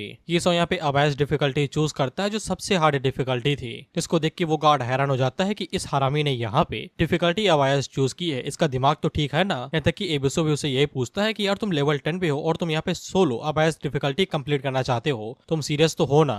ईसा उससे कहता है तुम्हें लगता है कि मैं ये हैंडल नहीं कर पाऊंगा, जब मैं पिछली बार यहाँ पे आया था तो फिर मेरे पास ब्रोंज गियर के इलाइट आर्मर सेट थे और एक इलाइट टीम थी, लेकिन हम लोग वाइप आउट हो चुके थे क्योंकि वो पिछली बार यहाँ पे यैन रैन को कैरी कर रहा था, लेकिन इस बार वो अकेला आया है तो फिर वो बदले के लिए आया है। जिसके बाद वो यहाँ पे लिटिल ग्रे को बाहर निकालता है और लिटिल ग्रे के साथ में यहाँ पे किसी भी चीज से डरने की जरूरत नहीं है, वो साला अकेला ही मिथिल ग्रेड का बीस्ट है। लेकिन ये साउ का जो भी कॉन्फिडेंस था वो एक झटके के अंदर ही धूल में बदल जाता है, क्योंकि तभी पीछे से यहाँ पे सैवेज स्नो वुल्फ बाहर निकलता है जो कि म्यूटेटेड था। इसका लेवल 10 था, इसकी एचपी यहाँ पे 5000 थी, माना 5000 था, स्ट्रेंथ 300 थी, कॉन्स्टिट्यूशन 500 था, एजिलिटी 300 थी और स्पिरिट 500 थी। स्किल्स और पैसिव दोनों अननोन थे। डिस्क्रिप्शन में बताया जाता है कि म्यूटेटेड अबायस क्रीचर टोटल डिस्ट्रक्शन के बराबर होता है। अगर इसकी नजर एक बार तुम्हारे ऊपर पड़ गई तो सिर्फ मौत ही तुम्हारा इंतजार करेगी और कुछ भी नहीं। जिससे ये साउ की फटके चार हो जाती है। वो आगे से कहता है ये कहाँ पे आ गया भाई अचानक से, इसकी एचपी इतनी ज्यादा कैसे है। इसके बाद वो लिटिल ग्रे को आगे भेजता है, ये कहते हैं बाबू तुम जाओ आगे। खैर लिटिल ग्रे आगे बढ़ता है और वो यहाँ पे ड्रैगन किंग ब्रेथ का इस्तेमाल करते हुए लेजर बीम सीधा स्नो वुल्फ के ऊपर मारता है तो उसे 2500 का डैमेज पड़ता है। जिसके बाद वो यहाँ पे नॉर्मल स्लैशेस मारता है जो 500-600 के आसपास थे। तो फिर स्नो वुल्फ बजर के स्टेट के अंदर चला जाता है तो उसकी एनर्जी बढ़ जाता है। लेकिन उसी टाइम पे यहाँ पे little grey world seeking dragon roar का इस्तेमाल करता है, जिससे स्नो वुल्फ कुछ सेकंड्स के लिए यहाँ पे स्टन हो जाता है और लिटिल ग्रे उसी का फायदा उठाते हुए अपनी ब्रेथ का इस्तेमाल दोबारा करता है और 500-600 के डैमेज मारते रहता है। इसी के चलते सक्सेसफुली वो लोग यहाँ पे म्यूटेटेड स्नो वुल्फ को हरा देते हैं। इससे लिटिल ग्रे का लेवल अप होता है और वो 2-3 से सीधा 4 पे आ जाता है। इससे लिटिल ग्रे के जितने भी बेसिक स्टैट थे वो सभी बढ़ जाते हैं, पहले 500 थे 700 हो जाते हैं। इसे लिटिल ग्रे को एक नई एबिलिटी मिलती है जिसका नाम ड्रैगन्स फैंग्स था। दरअसल ड्रैगन्स यहाँ पे मैजिक के नेचुरल एनिमी होते हैं, यानी कि मैजिक टाइप एनिमीज के वो सबसे इजी टारगेट रहते हैं। लेकिन अपना लिटिल ग्रे यहाँ पे किंग ऑफ ड्रैगन्स है, अज़ुर स्काई ड्रैगन है, तो फिर वो यहाँ पे सभी मैजिक्स को कुछ टाइम के लिए साइलेंस कर देगा और आसपास के जो मैजिक टाइप के एनिमीज होंगे उनके ऊपर यहाँ पे 500% का स्पिरिट डैमेज मारेगा। स्पिरिट मींस मैजिक एक तरीके से। अगर स्पिरिट डैमेज हो जाएगा तो कुछ टाइम के लिए एनिमीज मैजिक इस्तेमाल नहीं कर पाएंगे। हालांकि इसका कूल डाउन कुछ ज्यादा ही था, 300 सेकंड था और कुछ टाइम के लिए एनिमीज मैजिक इस्तेमाल नहीं कर पाएंगे 5 सेकंड के लिए। जिससे ये सब और भी ज्यादा खुश हो जाता है क्योंकि लिटिल ग्रे इसी तरीके से पावरफुल बनते जा रहा था। क्योंकि उन लोगों ने म्यूटेटेड वुल्फ को हराया था तो फिर यहाँ पे वो ड्रॉप आइटम्स भी गिराता है, जिनमें से पहला आइटम ब्लड वुल्फ फैंग था, डैगर था ये, जिसका ग्रेड डार्क गोल्ड था और इसका इफेक्ट अभी तक पता नहीं था। साथ ही में स्नो वुल्फ बो भी था जिसका ग्रेड भी डार्क गोल्ड था और इसका भी इफेक्ट अभी तक पता नहीं था।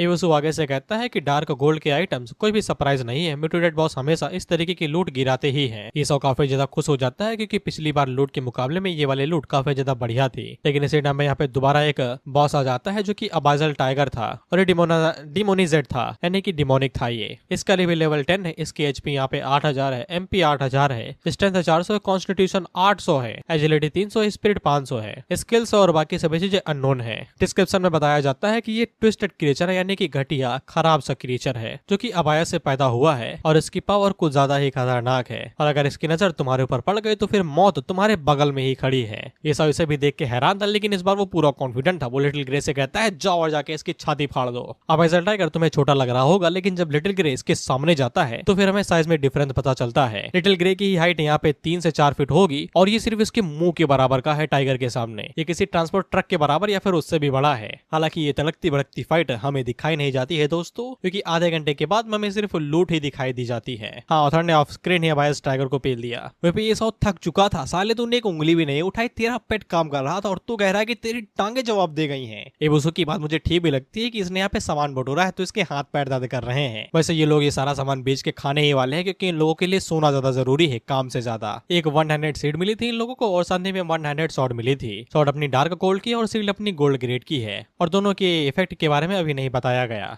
इबुसो को ऐसा लग रहा था कि अब वो लोग यहाँ से कल्टी मारने वाले हैं, लेकिन ये सब का प्लान कुछ और था। वो यहाँ के ट्रायल बॉस को चैलेंज करना चाहता था। इबुसो आगे से कहता है मजाक ना करो भाई, हम लोगों ने कई सारे बॉसेस को हरा दिया है जो लेवल 7 थे, लेवल 7 पे थे, तुम ये ना कहना कि हम लोग को एक और बॉस को हराना है। लेकिन ये सब को कोई फर्क नहीं पड़ता था। उसकी पिछली लैब में वो लोग यहाँ पे अबाइजल ट्राइगल के बॉस को इजिली हरा देते थे क्योंकि वो सिर्फ एक लॉर्ड लेवल का था। लेकिन लिटिल ग्रे अब यहाँ पे इजिली डिमोनिक मॉन्स्टर्स को हरा सकता है जो लेवल 10 पे भी हो। इसलिए यहाँ पे ये साओ का ये सत्य सिद्ध अधिकार बनता है कि वो यहाँ पे ट्रायल बॉस को भी चैलेंज करे और उसे भी हराए। इसके बाद वो यहाँ पे धीरे धीरे करके किले के अंदर जा रहा था और एबुसु से कह रहा था कि आज मैं दिखाऊंगा कि प्रो का मतलब होता क्या है। इससे एबुसु आगे से कहता है कि मुझे तुम जो भी दिखाओ दो, मुझे तुम यहाँ पे अनरिलायबल ही लगोगे, जिसके ऊपर कभी भी भरोसा नहीं किया जाता। ये साओ एक कदम जैसे सीढ़ी के ऊपर रखता है तो उसके पास नोटिफिकेशन आता है कि वो अवायस के अंदर आ चुका है। ये साओ सिस्टम से पूछता है कि ये अवायस क्या चीज होती है भाई। सिस्टम उसे बताता है कि एकदम खतरनाक एरिया के अंदर जा रहे हो, अगर सही सलामत रहना चाहते हो तो अभी की अभी तुरंत यहाँ से कल्टी मार लो।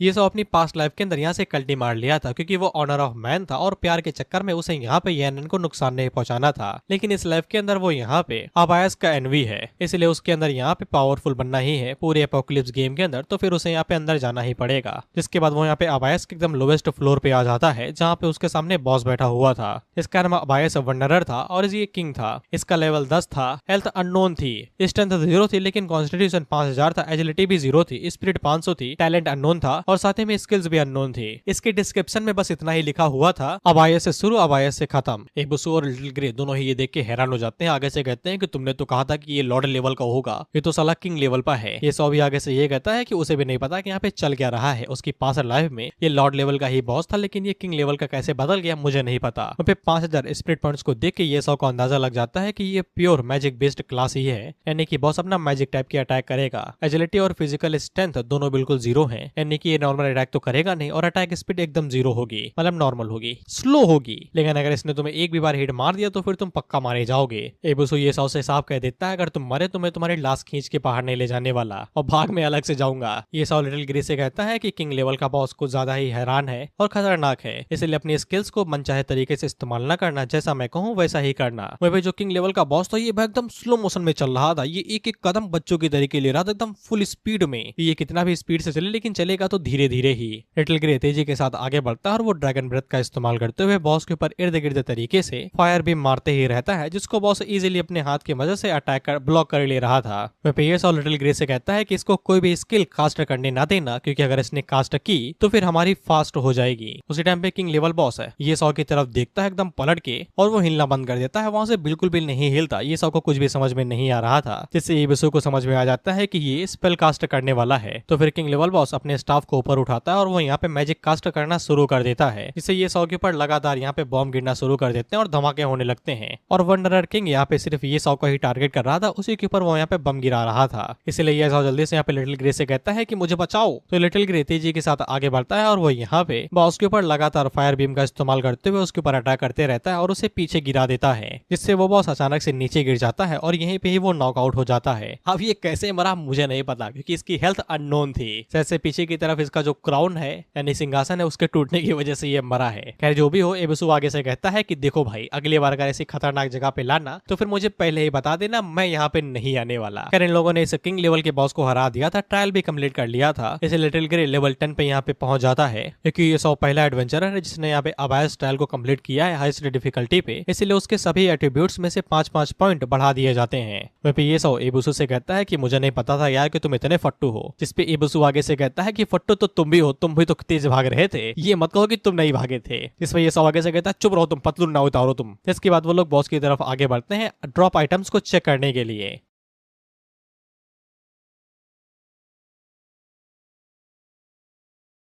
जिसके बाद लीडर बोर्ड के ऊपर पूरी तरीके से अनाउंसमेंट की जाती है कि ये सौ वो पहला प्लेयर है जिसने यहाँ पे अबाइजल ट्रायल को कंप्लीट किया है, वो पहला एडवेंचरर है जो कि यहाँ पे अबाइजल ट्रायल की अबाइजल डिफिकल्टी को क्रिएट किया है, जिससे ये सौ को यहाँ पे लेजेंडरी टाइटल मिलता है अबाइज एनवी का। अबाइजल के बारे में यहाँ पे कई सारे प्लेयर्स पहली बार सुन रहे थे, उन लोगों को पता ही नहीं था कि ऐसा कुछ ट्रायल भी होता है। हालांकि ये प्लेयर्स काफी ज्यादा खुश थे कि टॉप प्लेयर उनकी ही निशन से है। इसी बीच हम लोग यहाँ पे एक गिल्ड लीडर को देखते हैं जो कि अपने लोगों से कहता है कि ये बंदा जो लीडर बोर्ड के ऊपर है ये एक ऑर्डिनरी पर्सन है, ये इसके बारे में जितनी ज्यादा हो सके उतनी ज्यादा जानकारी इकट्ठा करो। जिसपे एक लड़की आगे से बताती है कि ये पहली बार बिगनर विलेज के अंदर नंबर 9527 के हिसाब से आया था, तो ये पक्का जियांग सिटी से ही होगा। जिसके बाद वो अपने कुछ लोगों से कहता है कि किसी को जियांग सिटी भेजो और किसी से कहो कि वो पूरी सिटी को थोड़ा सा चेक करे और पता लगा कि ये बंदा कौन है। जिसके बाद हम लोग जू होंग और यान रैन को देखते हैं और ये दोनों भी गेम के अंदर आ चुके थे। ये दोनों भी यहाँ पे ये अनाउंसमेंट देखते हैं कि ये साओ पहला प्लेयर बन चुका है। हालांकि इन लोगों को पता नहीं है कि ये प्लेयर ये साओ ही है। हालांकि जू होंग आगे से यान रैन से कहता है कि हमें इसके साथ टीम अप करना चाहिए। अगर ये हमारी टीम में आ गया तो फिर हम लोग यहाँ पे बहुत ही तेजी से प्रगति करेंगे, लेकिन तब तक के लिए हम लोगों को यहाँ पे ये साओ जैसे बंदे की जरूरत है जो हमारे लिए खर्चा पानी करेगा। यान रैन को यहाँ पे बिल्कुल भी मजा नहीं आ रहा था ये साओ को बार बार कॉन्टेक्ट करने से, क्योंकि उसको बेइज्जती फील हो रही थी। लेकिन जू होंग उससे कहता है भरोसा रखो यार मेरे ऊपर तुम। ये साओ एक नंबर का नसीड़ी गेमर है और उसके जैसा अमीर कोई नहीं है। वो एक गेमिंग एक्सपर्ट है, वो हमारी काफी ज्यादा मदद कर सकता है। यान रैन मना कर देती है ये कहते हुए कि अब मैं उसे कॉन्टेक्ट नहीं करने वाली, अगर तुम्हें मदद चाहिए तो फिर तुम खुद जाके मांग लो। तो फिर जू होंग उसे याद दिलाता है कि तुम्हारे मंथली खर्चे का क्या भाई, वो कौन भरेगा। बाय द वे मुझे ये बात हजम हो नहीं रही कि यान रैन ने यहाँ पे सेकंड लेवल के रिच बंदे को छोड़ दिया सिर्फ इस गरीब के लिए। ये बात मुझे कुछ हजम नहीं हो रही है। खैर प्यार अंधा होता है, सब कुछ बंद कर देता है। यान रैन जू होंग से कहती है कि यार तुम बार बार ये सब को क्यों ले आते हो, ये हम लोगों के लिए काफी ज्यादा रेयर है कि हम लोग क्वालिटी टाइम अकेले यहाँ पे स्पेंड कर पा रहे हैं। मैंने आज तक कभी गेम नहीं खेला, मुझे सिखाओ कि गेम कैसे खेला जाता है। इसके लिए जू होंग मान जाता है कि चलो पता लगाते हैं कि लेवल अप कैसे करते हैं। खैर हम लोग ये सौ को देखते हैं और जब इसे लूट मिलती है तो फिर कुछ भी माल नहीं गिरा था, सिर्फ एक फ्रेगमेंट को छोड़ के, जो कि अबाइजल स्टोन था। बाय द वे इसका ग्रेड अननोन है, इसका आइडेंटिफिकेशन अननोन है, यानी कि ये क्या चीज है किसी को नहीं पता। हालांकि ये सौ ने ये फ्रेगमेंट अपनी पास्ट लाइफ के अंदर भी कभी भी नहीं देखा था। ये सौ इस बात को इग्नोर करता है और यहाँ से तुरंत बाहर चला जाता है, क्योंकि अब उसे विलेज छोड़ के मेन सिटी जाना है। ये सौ जब ट्रायल खत्म करके बाहर निकलता है तो गार्ड उसे देख के हैरान रहता है और कहता है कि यार ये तो इम्पॉसिबल है, तुमने इस ट्रायल को यहाँ पे अकेले कैसे क्लियर कर लिया, वो भी अबाइजल डिफिकल्टी के साथ में। ये सब और दिखाते हुए कहता है कि समय बर्बाद करना बंद करो, चुपचाप मुझे मेन सिटी के अंदर ट्रांसपोर्ट करो। तो वो गार्ड यहाँ पे इज्जत दिखाते हुए तुरंत गेट को बाहर निकालता है और ये सौ को बधाई देता है, ये कहते हुए कि आपका जीवन सफल हो मालिक, आप इस गेट से मेन सिटी के लिए जा सकते हैं। साथ ही में वो गार्ड अपने पास यहाँ पे एडिशनल कुछ चीज भी देता है, क्योंकि उसने यहाँ पे अबाइजल लेवल की एडवांसमेंट ट्रायल को क्लियर किया था, तो फिर उसे यहाँ पे एक एपिक लेवल का बैज भी दिया जाता है, जो कि वेज ऑफ वेलोर था। वेज ऑफ वेलोर भी उसी तरीके से काम करता है जिस तरीके से वेज ऑफ फेरोसिटी काम करता है, ज्यादा बताने की जरूरत नहीं है। इसके बाद ये सब मेन सिटी के लिए निकल जाता है। इसके बाद हम लोग wild leaf of main city को देखते हैं। ये लोग जब मेन सिटी के अंदर ट्रांसफर होते हैं तो यहाँ पे कोई भी नहीं था, ये पूरी तरीके से खाली इलाका था। रातों तो बंदे की फटके चार हो जाए सिर्फ भूतों के मारे। ये सब अपने लोगों से बताता है कि उन लोगों को डायरेक्ट यहाँ पे बीस्ट मास्टर गोडॉल को ढूंढना पड़ेगा। ये वसूल से पूछता है कि तुम पहले ही बीस्ट टेमर बन चुके हो तो फिर तुम्हें उसे ढूंढने की जरूरत क्यों है। ये सब उसे बताता है कि तुम्हें बहुत जल्द ही पता चल जाएगा। कुछ ही देर के अंदर ये सब बीस्ट मास्टर गोटॉल को ढूंढ भी लेता है। ये सब गोल्टॉल के पास जाते हैं, उससे कहता है कि वो यहाँ पे अपनी जॉब को ट्रांसफर करना चाहता है, लेकिन गोल्टॉल आगे से मना कर देता है, ये कहते हुए कि देखो भाई अगर तुम्हें कोई और चाहिए जॉब ट्रांसफर के लिए तो कोई और ढूंढ लो, मुझे परेशान ना करो। ये सब आगे से बताता है कि वो यहाँ पे हिडन क्लास के अंदर जॉब ट्रांसफर करना चाहता है बीस्ट विस्परर के तौर पे, और ये चीज और कोई हैंडल नहीं कर सकता है। गोटॉल ये सब से कहता है तुम्हें लगता है कि कोई भी यहाँ पे बीस्ट विस्परर बन सकता है, पहले मुझे अपनी स्ट्रेंथ साबित करके दिखाओ, जंगल के अंदर जाओ और मेरे लिए 100 यहाँ पे डीमन वुल्फ की आंखें लेके आओ, तब मैं मानूंगा कि तुम पावरफुल हो। जिससे ये सब को एक नई क्वेस्ट मिल जाती है और एबुसु उससे पूछता है कि तुम्हें इस हिडन क्वेस्ट के बारे में पता कैसे चला। ये सब बिल्कुल भी यहाँ पे वुल्फ को खत्म करके उनकी आंखें ला के टाइम वेस्ट नहीं करना चाहता था। जिसपे गोटॉल आगे से कहता है अगर तुम ये नहीं कर सकते हो तो फिर दफा हो जाओ, मेरा भी टाइम वेस्ट ना करो। ये सब अपने पास से वेज ऑफ वेलोर बाहर निकालता है, ये कहते हुए कि ये काफी होगा मेरी स्ट्रेंथ दिखाने के लिए। गोटॉल जैसे यहाँ पे बैज ऑफ वेलोर देखता है तो वो और भी ज्यादा हैरान हो जाता है, क्योंकि ये बैज आसानी के साथ नहीं मिलता है। हालांकि गोटॉल आगे से यहाँ पे गलत एडवांसमेंट लेवल को चेक कर लेता है और ट्रायल के बारे में बताता है, तो ये सब उसे करेक्ट करते हुए कहता है कि नहीं नहीं बच्चा, मैंने अबायस लेवल के ट्रायल को यहाँ पे कंप्लीट किया है। गोटॉल उसे पूछता है कि तुम्हारी टीम में कितने लोग हैं, जिसपे ये सब आगे से कहता है मैं अकेला ही काफी है। जिसपे गोटॉल आगे से अपनी जबान लपेट लेता है, ये कहते हुए कि मैं जानता था कि तुम्हारे जैसा बंदा यहाँ पे मुझसे बात करेगा तो वो एक्स्ट्राऑर्डिनरी ही होगा, तुम मर्दों के बीच में भी महामर्द हो। इस पे ये सब आगे से कहता है कि भी कुछ देर पहले तो तुम मुझे यहाँ पे लात मार के भगा दे रहे थे, अब क्या हुआ, अचानक से मीठी चुपड़ी बातें कहा करने के लिए लगे। ये सब गोटॉल से पूछता है कि अब उसे जॉब ट्रांसफर करने के लिए मिलेगा कि नहीं मिलेगा। इस पे गोटॉल को कोई भी दिक्कत नहीं थी, लेकिन बस वो ये देखना चाहता था कि ये सब ने यहाँ पे कौन से बीस्ट की मदद ली थी ट्रायल को पास करने में। जिसपे ये सब को कोई दिक्कत नहीं थी और वो यहाँ पे लिटिल ग्रे को बाहर निकाल देता है, जिसको देख के गोटॉल और भी ज्यादा हैरान हो जाता है, क्योंकि अपना लिटिल ग्रे गॉड टायर का बीस्ट था, द प्योर रेडिएंट ड्रैगन। गोटॉल काफी ज्यादा खुश हो जाता है, क्योंकि उसने कभी सोचा भी नहीं था कि उसे अपनी पूरी जिंदगी में एक गॉड टायर का बीस्ट देखने को भी मिलेगा। और गोटॉल के दिल में दर्द होने लगता है। ये सब आगे से कहता है मरना नहीं, पहले मेरा जॉब ट्रांसफर करके तो तब तुम जाना जहां जाना है तुम्हें। इस पे गोटॉल आगे से कहता है कि वो आज तो यहाँ पे अपनी जॉब को ट्रांसफर नहीं कर पाएगा। ये सब आगे से कहता है दिमाग ना यार, आपको अम्मा बहन पे आ जाऊंगा मैं। इस पे गोटालू से बताता है कि तुम समझ नहीं रहे हो, बीस्ट विस्परर एक वर्दी टायर नहीं है यहाँ पे किसी गॉड टायर बीस्ट के लिए, ये क्लास तुम्हारे लिए सुटेबल नहीं है। मैं यहाँ पे तुम्हारी मुलाकात रॉयल चीफ बीस्ट टेमर से करवा देता हूँ, वो तुम्हारी मदद कर देगा। जिसके बाद वो अपने पास से एक रफेल लेटर भी निकालता है और एसाओ को दे देता है, जिसकी मदद से वो यहाँ पे रॉयल चीफ बीस्ट टेमर से मिल सकता है बिना किसी दिक्कत के। जिससे एसाओ की एक और हिडन क्वेस्ट एक्टिवेट हो जाती है, जहाँ पे उसे रॉयल चीफ बीस्ट टेमर से मिलना था। एबुसु एसाओ से कहता है कि तुम तो यार यहाँ पे हिडन क्लास के अंदर ट्रांसफर करने वाले हो अपनी क्लास को, तुम्हें तो खुश होना चाहिए। जिसपे एसाओ आगे से कहता है नहीं यार, अभी बहुत सारा काम बाकी है, वो करने के बाद ही हम लोग यहाँ पे रॉयल सिटी के लिए निकल सकते हैं, जो यहाँ से कोसों दूर है। एबुसु दोबारा पूछता है कि अब क्या करने वाले हो, लेकिन एसाओ से नहीं बताता है, ये कहते हुए कि तुम्हें खुद पता चल जाएगा। एसाओ बस उसको इतना ही बताता है कि वो लोग एक और हिडन क्वेस्ट करने वाले हैं। फिर हम लोग एक रॉयल प्रिंसेस को देखते हैं जो अपने गार्ड्स के साथ में बाहर टहल वहल रही थी। एसाओ उसी के पास जाता है और एबुसु से पूछता है कि तुम इसके साथ क्या करने वाले हो, इसे बेच तो नहीं खाओगे। इसमें एसाओ से बताता है तुम समझते नहीं हो, ये सैरल है, पुराने सिटी लॉर्ड की वाइफ। बाय द वे ये विधवा हो चुकी है, हमारा सिटी लॉर्ड मर चुका है, ये खूबसूरत है और काफी ज्यादा अमीर भी है, बदकिस्मती से बस अब ये विधवा बन के रह गई है। ये सौ जब सैरल के करीब पहुंच रहा था तो गार्ड वहाँ पे उसे रोक लेता है। तो ये सौ सैरल के पास जाता है और वहाँ पे उसे रिस्पेक्ट देते हुए उसे पूछता है क्या उसका कोई आइटम खो गया है। वो काफी ज्यादा उदास दिख रही है। जिसपे सैरल बताती है कि हाँ उसका एक पर्सनल आइटम खो गया है, अगर ये सौ उसे ढूंढ के ले आता है तो वो काफी ज्यादा ग्रेटफुल रहेगी। जिससे ये सौ को एक और यहाँ पे हिडन क्वेस्ट मिल जाती है और वो इस क्वेस्ट को एक्सेप्ट कर लेता है। सैरल को जो चीज चाहिए थी वो बेसिकली बस एक फ्लावर ही था, इसलिए एबुसु आगे से कहता है कि हम लोगों को गार्डन में ढूंढना चाहिए ना, या फिर सिटी के बाहर, तुम टाउन के अंदर क्यों घूम रहे हो। जिसपे ये सौ उसे बताता है कि उसको जो फ्लावर चाहिए वो कोई ऑर्डिनरी फ्लावर नहीं है। एबुसु फिर पूछता है तो फिर तुम्हें पता होगा कि वो फ्लावर कहाँ पे है। जिसपे ये सौ कहता है ऑफ कोर्स, और वो एक नॉर्मल सी दुकान पे आ जाता है। जिसपे एबुसु आगे से कहता है कि मैं बड़ा होकर तुझे गिरा के मारूंगा। पहले कहता है कि वो ऑर्डिनरी फ्लावर नहीं, जिसके बाद ऑर्डिनरी शॉप के अंदर आ जाता है उसे खरीदने के लिए। और बाय द वे ये जो दुकान थी ये किसी फूलों की भी नहीं थी, ये लकड़ी वाले की दुकान थी, हार्डवेयर की शॉप थी ये। हालांकि ये सौ यहाँ पे कोई औजार लेने के लिए नहीं आया था, उसने सुना था कि ये शॉप का मालिक यहाँ पे ट्रेजर बॉक्सेस को भी सेल करता है। इस पे मर्चेंट आगे से कहता है कि हाँ वो यहाँ पे ट्रेजर बॉक्सेस को भेजता है, जिसके अंदर काफी सारा माल रहता है, कुछ तो यहाँ पे लेजेंडरी ग्रेड के भी रहते हैं, बस प्राइस का डिफरेंस रहता है। और मर्चेंट उससे पूछता है कौन सा वाला दिखाऊं, गरीबों वाला या अमीरों वाला या फिर टेक्निकल गुरुजी वाला। जिसपे ये सब आगे से कहता है टेक्निकल गुरुजी वाला सबसे महंगा। जिसपे मर्चेंट अपने पास एकदम भारी भरकम बॉक्स निकालता है और ये सबसे कहता है कि उसकी दुकान का सबसे महंगा ट्रेजर बॉक्स है, इसकी कीमत यहाँ पे 10,000 गोल्ड कॉइन है पर बॉक्स की।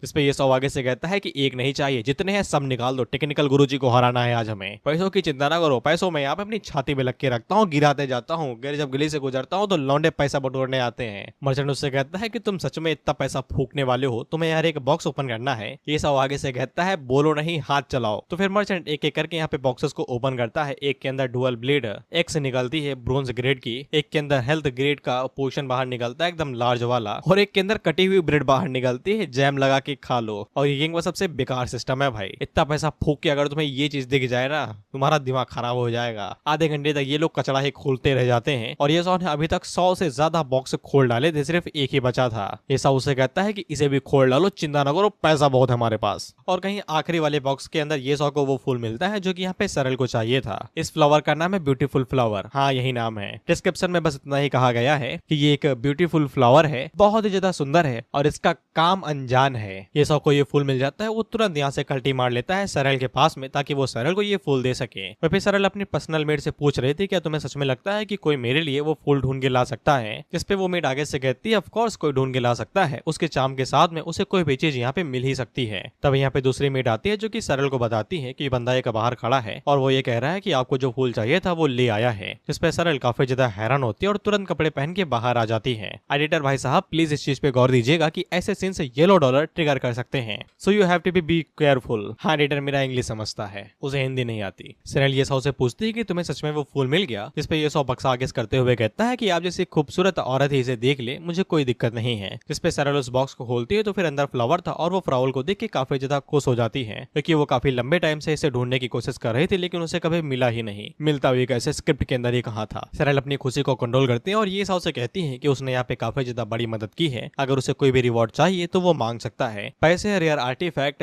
दौड़ा कौड़ी जो चाहिए वो ले सकता है। वो ये सौ साफ मना कर देता है ये कहते हुए कि उसे पैसे और आर्टिफैक्ट की जरूरत नहीं है, मैं तो भाई पैसे ले लेता, पैसे नहीं छोड़ता मैं। इस पे सरल का गलत मतलब भी समझ लेती है। वो आगे से कहते हैं तुम्हें पैसा और आर्टिफैक्ट नहीं चाहिए तो फिर शायद से मुझे अपने आप को तुम्हें ऑफर करना पड़ेगा रिवॉर्ड के तौर पे। इस पे वो वाला मीम शूट करता है, शीतल यार कुछ तो शर्म करो, तुम्हें कौन पटाना चाहेगा। ये सब सरल से कहता है कि तुम गलत मतलब समझ रही हो, मुझे ऐसा कुछ भी नहीं चाहिए। दिन दहाड़े रात में चलता है बट दिन दहाड़े नहीं। गेम वाले परमानेंट बैन मार देते हैं यार। इस पे सरल आगे से पूछती है तो फिर क्या चाहिए भाई, बोलो, मुंह है ना। इस पे ये सौ बताता है कि उसको यहाँ पे सरल की जरूरत बस सिटीजन स्टेटस पाने के लिए चाहिए, एक तरीके से सिटीजनशिप, जिससे वो सिटी के अंदर आ जा सके बिना किसी रोक टोक के। वहीं पे ये सौ की गंदी हरकतों की वजह से यहाँ पे सरल का फेवरेबिलिटी पॉइंट बढ़ गया था 20% से 20 पॉइंट से। और वो हंसते हुए कहती है कि तुम्हें ये चाहिए, मुझे लगा तुम्हें और कुछ चाहिए, ये तो काफी ज्यादा इजी है। जिसके बाद वो लिज को यहाँ पे बुलाती है और उससे कहती है इसके सारे पेपर वो कंप्लीट कर दो और इसको यहाँ पे सिटीजनशिप दे दो। ये सौ की एक और यहाँ पे रिक्वेस्ट थी। दरअसल वो यहाँ पे वाइल्डलाइफ सिटी के अंदर प्रॉपर्टी खरीदना चाहता था ताकि उसे इर्द गिर्द घूमना न पड़े। सरल को इसमें भी कोई दिक्कत नहीं थी, बल्कि ये बढ़िया चॉइस थी। उसे अलग अलग होटल्स के अंदर रुकना नहीं पड़ेगा, उसके पास स्टेबल जगह रहेगी। लेकिन जब सरल जगह को चूज करती है कि उसने कौन सी प्रॉपर्टी चूज की है तो वो काफी ज्यादा हैरान थी। उसने एकदम जानते हो बिहार सा इलाका चूज किया था,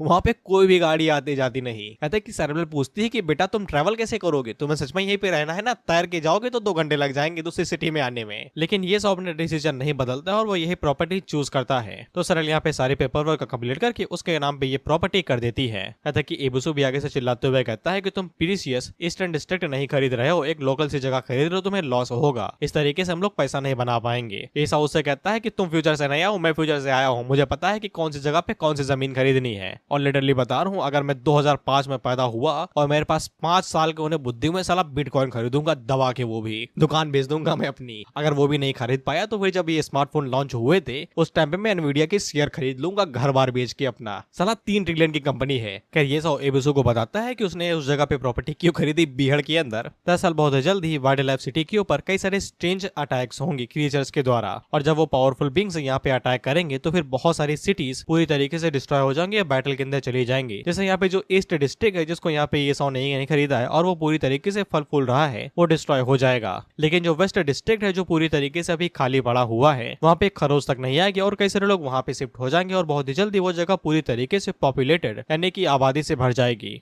इसके बाद वेस्ट साइड यहाँ पे फंक्शनल हो जाएगी और वो सबसे ज्यादा वैल्यूएबल जगह होगी वाइल्ड लाइफ सिटी के लिए। इसलिए ये सब इस जगह पे क्यों पैसे डाले भाई, जो पूरी तरीके से बर्बादी होने वाली है, वहाँ पे उसे लॉस होगा। फिर हम लोग ये सब को देखते हैं जहाँ पे वो सारे पेपर्स और कॉन्ट्रैक्ट्स को फाइनलाइज कर रहा था। अब ये सब ना पूरा वेस्ट एरिया ये खरीदा है तो फिर मुझे बताने की जरूरत नहीं है, बस टोटल कॉस्ट यहाँ पे 1.2 बिलियन है। और उससे पूछा जाता है जनाब पेमेंट कब करेंगे। ये सब आगे से कहता है अभी कर देता हूँ यार, गेम के अंदर मैं किसी अरबपति से कम थोड़ी ना हूँ। और वो तुरंत पेमेंट कर भी देता है। जिसके बाद सरल यहाँ पे उसके लिए सिटीजनशिप की डॉक्यूमेंट ले आई थी। ये सब काफी ज्यादा खुश हो जाता है कि वो फाइनली यहाँ पे वाइल्ड लाइफ सिटी का सिटीजन बनने वाला है। लेकिन ये सब उसे बताती है कि नहीं, तुम यहाँ पे वाइल्ड लाइफ सिटी के सिटीजन ही नहीं बल्कि यहाँ पे first class dragon phoenix empire के सिटीजन बन चुके हो। ये सब को इस ड्रैगन फिनिक्स एम्पायर के बारे में नहीं पता था, तो एबुसु से बताते हुए कहता है कि ड्रैगन फिनिक्स एम्पायर काफी ज्यादा बड़ा एम्पायर है, यहाँ कि कई सारे पावरफुल वॉर लॉर्ड्स को भी ये अपॉर्चुनिटी नहीं मिलती है कि वो यहाँ पे फर्स्ट क्लास सिटीजनशिप बन सके। ड्रैगन फिनिक्स एम्पायर के अंदर तुमने एक जैकपॉट हिट किया है। इससे ये सब को समझ में आ जाता है कि जो सरल है वो यहाँ पे रॉयल डिसेंडेंट है। इस पे सरल आगे से कहती है ऑफ कोर्स मैं हूँ, नहीं हो सकती क्या। जिस पे ये साव थोड़ी सी तारीफ करता है और वो यहाँ पे सरल से ये भी पूछ लेता है क्या उसे यहाँ पे किसी रॉयल बीस्ट टीमर के बारे में पता है। ये रॉयल बीस्ट टीमर सरल का अंकल ही था जो कि उसे पूछती है कि तुम अंकल स्टेर को क्यों ढूंढ रहे हो। इस पे ये साव आगे से सरल के ऊपर लाइन मारते हुए कहता है उसको यहाँ पे बीस्ट टीमर प्रोफेशन के बारे में और जानना है और उसके मिशन के बारे में भी जानना है। इस पे सरल उसे बता देती है कि अंकल स्टेर यहाँ पे इंपीरियल कैपिटल के अंदर रहेंगे। हालांकि वो कहाँ रहता है कब जाता है कोई भी नहीं पता लगा पाता क्योंकि वो बंदा अनप्रिडिक्टेबल है। इसलिए सरल यहाँ पे उसके लिए मीटिंग सेट कर देगी।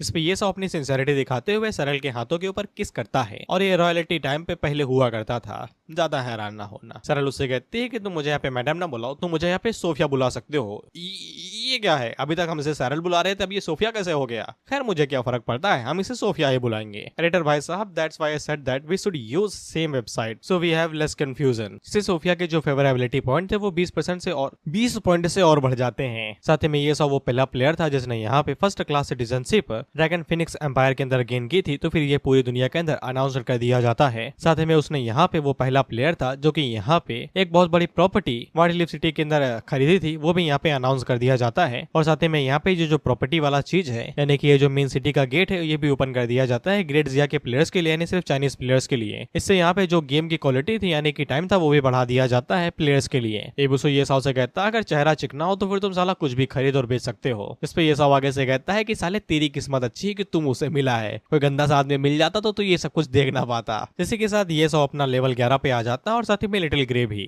इसके बाद ये अनाउंसमेंट बाकी प्लेयर्स के लिए भी की जाती है और सभी लोग दंग रह गए थे कि यहाँ पे एक बंदे ने फर्स्ट क्लास की सिटीजनशिप हासिल कर ली है और साथ ही में एक प्रॉपर्टी भी खरीद ली है। साथ ही में कुछ लोगों को पता भी नहीं था कि साला इसके अंदर घर भी खरीद सकते हैं। वो लोग आगे से कहते हैं कि ये गेम है कि रियलिटी है, लेकिन लोग हैरान तो ये चीज देख के हुए थे कि साला प्रॉपर्टी खरीदने की वजह से गेम का टाइम बढ़ गया। वहीं पे कुछ लोग इसी बारे में सोच रहे थे, अगर ये फर्स्ट क्लास का सिटीजनशिप है तो फिर हम लोग कौन से क्लास के हैं बे? Third class, last class, first class, कौन सी क्लास में हम लोग? एक बंदा आगे से कहता है कि साला एक तो मैं रियल लाइफ के अंदर भी नोबडी हूँ, कोई नहीं जानता, लेवल कम है, ऑरा कम है, अब तो गेम के अंदर भी ऑरा कम होते जा रहा है। इन साले डेवलपर्स को क्या फूक के गेम बनाते हैं, कैसे स्क्रिप्ट लिखते हैं भाई, कैसे कोड बनाते हैं ये? इस पे एक बंदा आगे से कहता है कि किसी को पता भी है कि ये साला डेवलपर्स कौन सा है भाई, किन्होंने गेम बनाया है? ये पक्का अमेरिका की तरफ से है, ये खुफिया जासूस है ये। जिसके बाद हम लोग जू होंग और यान रैन की टीम को भी देखते हैं और ये लोग कर क्या रहे थे, गॉब्लिन्स को खत्म करके एक्सपीरियंस पॉइंट गेन कर रहे थे ताकि लेवल अप कर सके। वहीं पे यान रैन थोड़ा सा खुश हो गई थी ये देख के, खुश का इंप्रेस हो गई थी ये देख के कि यहाँ पे कि उनके ही नेशन का कोई बंदा है जो कि टॉप प्लेयर है। जिसके बाद वो लड़ाई के ऊपर गिव अप कर देती है और नीचे ही बैठ जाते हैं, ये कहते हुए अगर वो टॉप प्लेयर इन लोगों को यहाँ पे लीड करता तो वो लोग अब तक यहाँ पे लेवल 4 या फिर 5 पे होते, ना कि अभी की तरह वो लोग यहाँ पे एक सिंगल स्लैम को एलिमिनेट करने में ट्रस्ट कर रहे हैं और स्ट्रगल कर रहे हैं। वहीं पे जू होंग के जो बाकी टीममेट्स थे वो एकदम नाखुश थे स्टोन से। वो आगे से कहते हैं कि तुमने किया ही क्या है, अगर तुम्हारी टीम से कोई दिक्कत है तो यहाँ से दफा हो जाओ, तुम हमारे साथ जुड़ी हुई बस एक्सपीरियंस पॉइंट ले रहे हो और कुछ भी नहीं। इस तरीके से भी अगर तुम सेटिस्फाइड नहीं हो तो फिर तुम छोड़ क्यों नहीं देती? जू होंग आगे से बात को संभालने की कोशिश करता है, ये कहते हुए कि उसकी दोस्त का ये सब कुछ मतलब नहीं था, वो उसकी तरफ से माफी मांगता है। लेकिन यान रैन वो आगे से कहती है कि अगर तुम्हें इतना ही दिक्कत है तो मैं छोड़ ही देती हूँ। जिसके बाद वो यहाँ से चली जाती है जू होंग के साथ में। साइड से एक फीमेल प्लेयर आगे से कहती है कि थोड़ा सा सुंदर हो इसका मतलब ये नहीं कि प्रिंसेस बन के घूमोगी। वहीं जू होंग यान रैन से पूछता है कि अब हम लोग लेवल अप कैसे करेंगे, तुम्हें पता भी है कि लेवल अप करना कितना ज्यादा टफ है। इस पर यान रैन उसी के ऊपर चिल्ला देती है, ये कहते हुए कि तुमने कहा था कि तुम मदद करोगे मेरी लेवल अप करने में, वो मेरी बेइज्जती कर रहे थे, तुमने मुझे डिफेंड भी नहीं किया, तुम्हें मेरी चिंता भी है। जिसपे जू होंग आगे से अच्छे बॉयफ्रेंड की तरीके माफी मांगते हुए कहता है कि मैं ही गलत था, लेकिन क्या तुमने ये सौ को कॉल किया ताकि वो हमारे साथ इस गेम को खेल सके? इस पे यान रैन आगे से कहती है कि मैं क्यों कॉल करूं भाई, वो सबसे पहले मुझे कांटेक्ट करता है, वही मुझे पहले कॉल करेगा। इस पे जू होंग उसे तेल लगाते हुए कहता है क्या तुम अभी के लिए इस प्राइड को साइड में कर दोगी और उसे कॉल करोगी ताकि वो हमारी मदद कर सके लेवल अप करने में? इसके लिए यान रैन मांग जाती है, ये कहते हुए कि इतना ही भीख मांग रहे हो तो फिर मैं एक बार ये कर ही दूंगी, जैसे लॉग ऑफ करूंगी तैसे ही उसे कॉल कर दूंगी। इसके बाद वो गेम को छोड़ के चली जाती है और जू होंग उससे कहता है ऑल दो बस अच्छी न्यूज लेके आना। जिसके बाद हम लोग यान रैन को देखते हैं जो कि यहाँ पे ये सौ को मैसेज करते हुए यही कहती है कि उसे एक चांस और दे देना चाहिए। इसके बाद वो उसे मैसेज करती है और उससे कहती है कि मैं तुम्हें एक और चांस दे रही हूँ, आके मुझसे मिलो।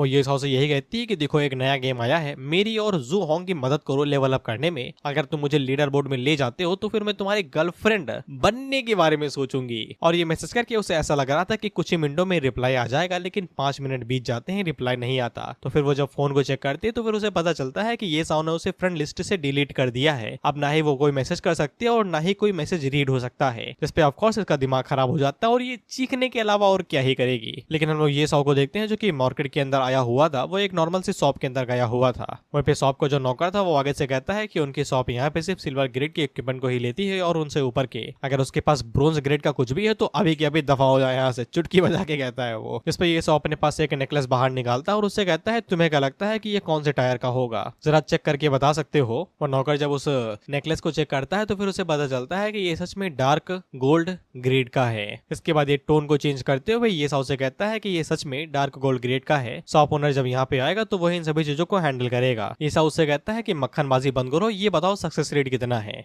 जिसपे वो नौकर बताता है कि वो एक गोल्ड टायर का एपिराइजर है, सॉरी एपिराइजर। एपिराइजर का मतलब होता है कि ये इन चीजों के अंदर झांकेगा और बताएगा कि इनका इफेक्ट क्या है और ये कौन सा काम करते हैं और इनके ग्रेड व्रेड के बारे में। दैट्स एपिराइजर स्किल और एपिराइजर को यही कहते हैं। बेसिकली इनको बाल की खाल निकालना आता है और इसका सक्सेस रेट 80% का है, जिसपे ये सौ आगे से कहता है काफी ज्यादा बढ़िया है। वहीं पे हर एक एपिराइजर के लिए 100 कॉइन देने पड़ेंगे, मतलब चेक करवाने के भी पैसे देने पड़ेंगे। ये सौ उससे कहता है कि उसके पास और भी कई सारे इक्विपमेंट है, उन सभी को चेक करो। जिसके बाद वो अपने सारे सामान यहाँ पे लाके रख देता है। इसके बाद वो नौकर यहाँ पे अपनी एपिराइजर स्किल का चेक करता है तो फिर हमें पता चलता है कि ये पेंडेंट लेवल 10 का है, डार्क गोल्ड ग्रेड का है, जिसके पास स्पिरिट 40 पॉइंट की है, स्ट्रेंथ 40 है, डार्क एट्रीब्यूट डैमेज यहाँ पे 20% से कम कर देगा वो। एपिराइजर आगे से कहता है कि इसके स्टैट्स इंसेनली हैं। ये सब आगे से कहता है कि और भी इक्विपमेंट पड़े हुए हैं, उनके ऊपर भी ये जरा नग्न वस्तु डालो। जिसके बाद ये शॉप से बाहर आ जाता है अपने बाकी सभी चीजों को देख दाख के। साथ ही में उसके स्टैट्स अब यहाँ पे काफी ज्यादा इंप्रूव हो जाते हैं बाकी सभी इक्विपमेंट को पहुंचने के बाद में। इबुसो ये साओ से पूछता है कि तुम्हारी स्ट्रेंथ इतनी काफी ज्यादा है, अब तुम अकेले ही फाइट कर सकते हो, अब हम लोग क्या करेंगे। ये साओ बताता है कि सोफिया ने अभी तक कोई भी काम वाम नहीं भेजा है, कोई भी क्वेस्ट नहीं भेजी है, तो फिर हम लोगों को लेवल अप करना चाहिए। इसलिए वो उन सभी लोगों को लेके एक एरिया के अंदर जाता है जहाँ पे मॉन्स्टर लेवल से ऊपर ही रहते हैं, 20 लेवल के आसपास में। ये साओ जैसे उस एरिया के अंदर जाता है तो फिर उसकी मुलाकात ग्रे हाइना से होती है जो कि लेवल 21 पे थे। इस स्टैट से दिखाई नहीं जाते ये कहते हुए कि यहाँ पे डिफरेंस काफी ज्यादा बड़ा है। इसके बाद डिस्क्रिप्शन में हमें ये बताया जाता है कि ये सभी हाइनास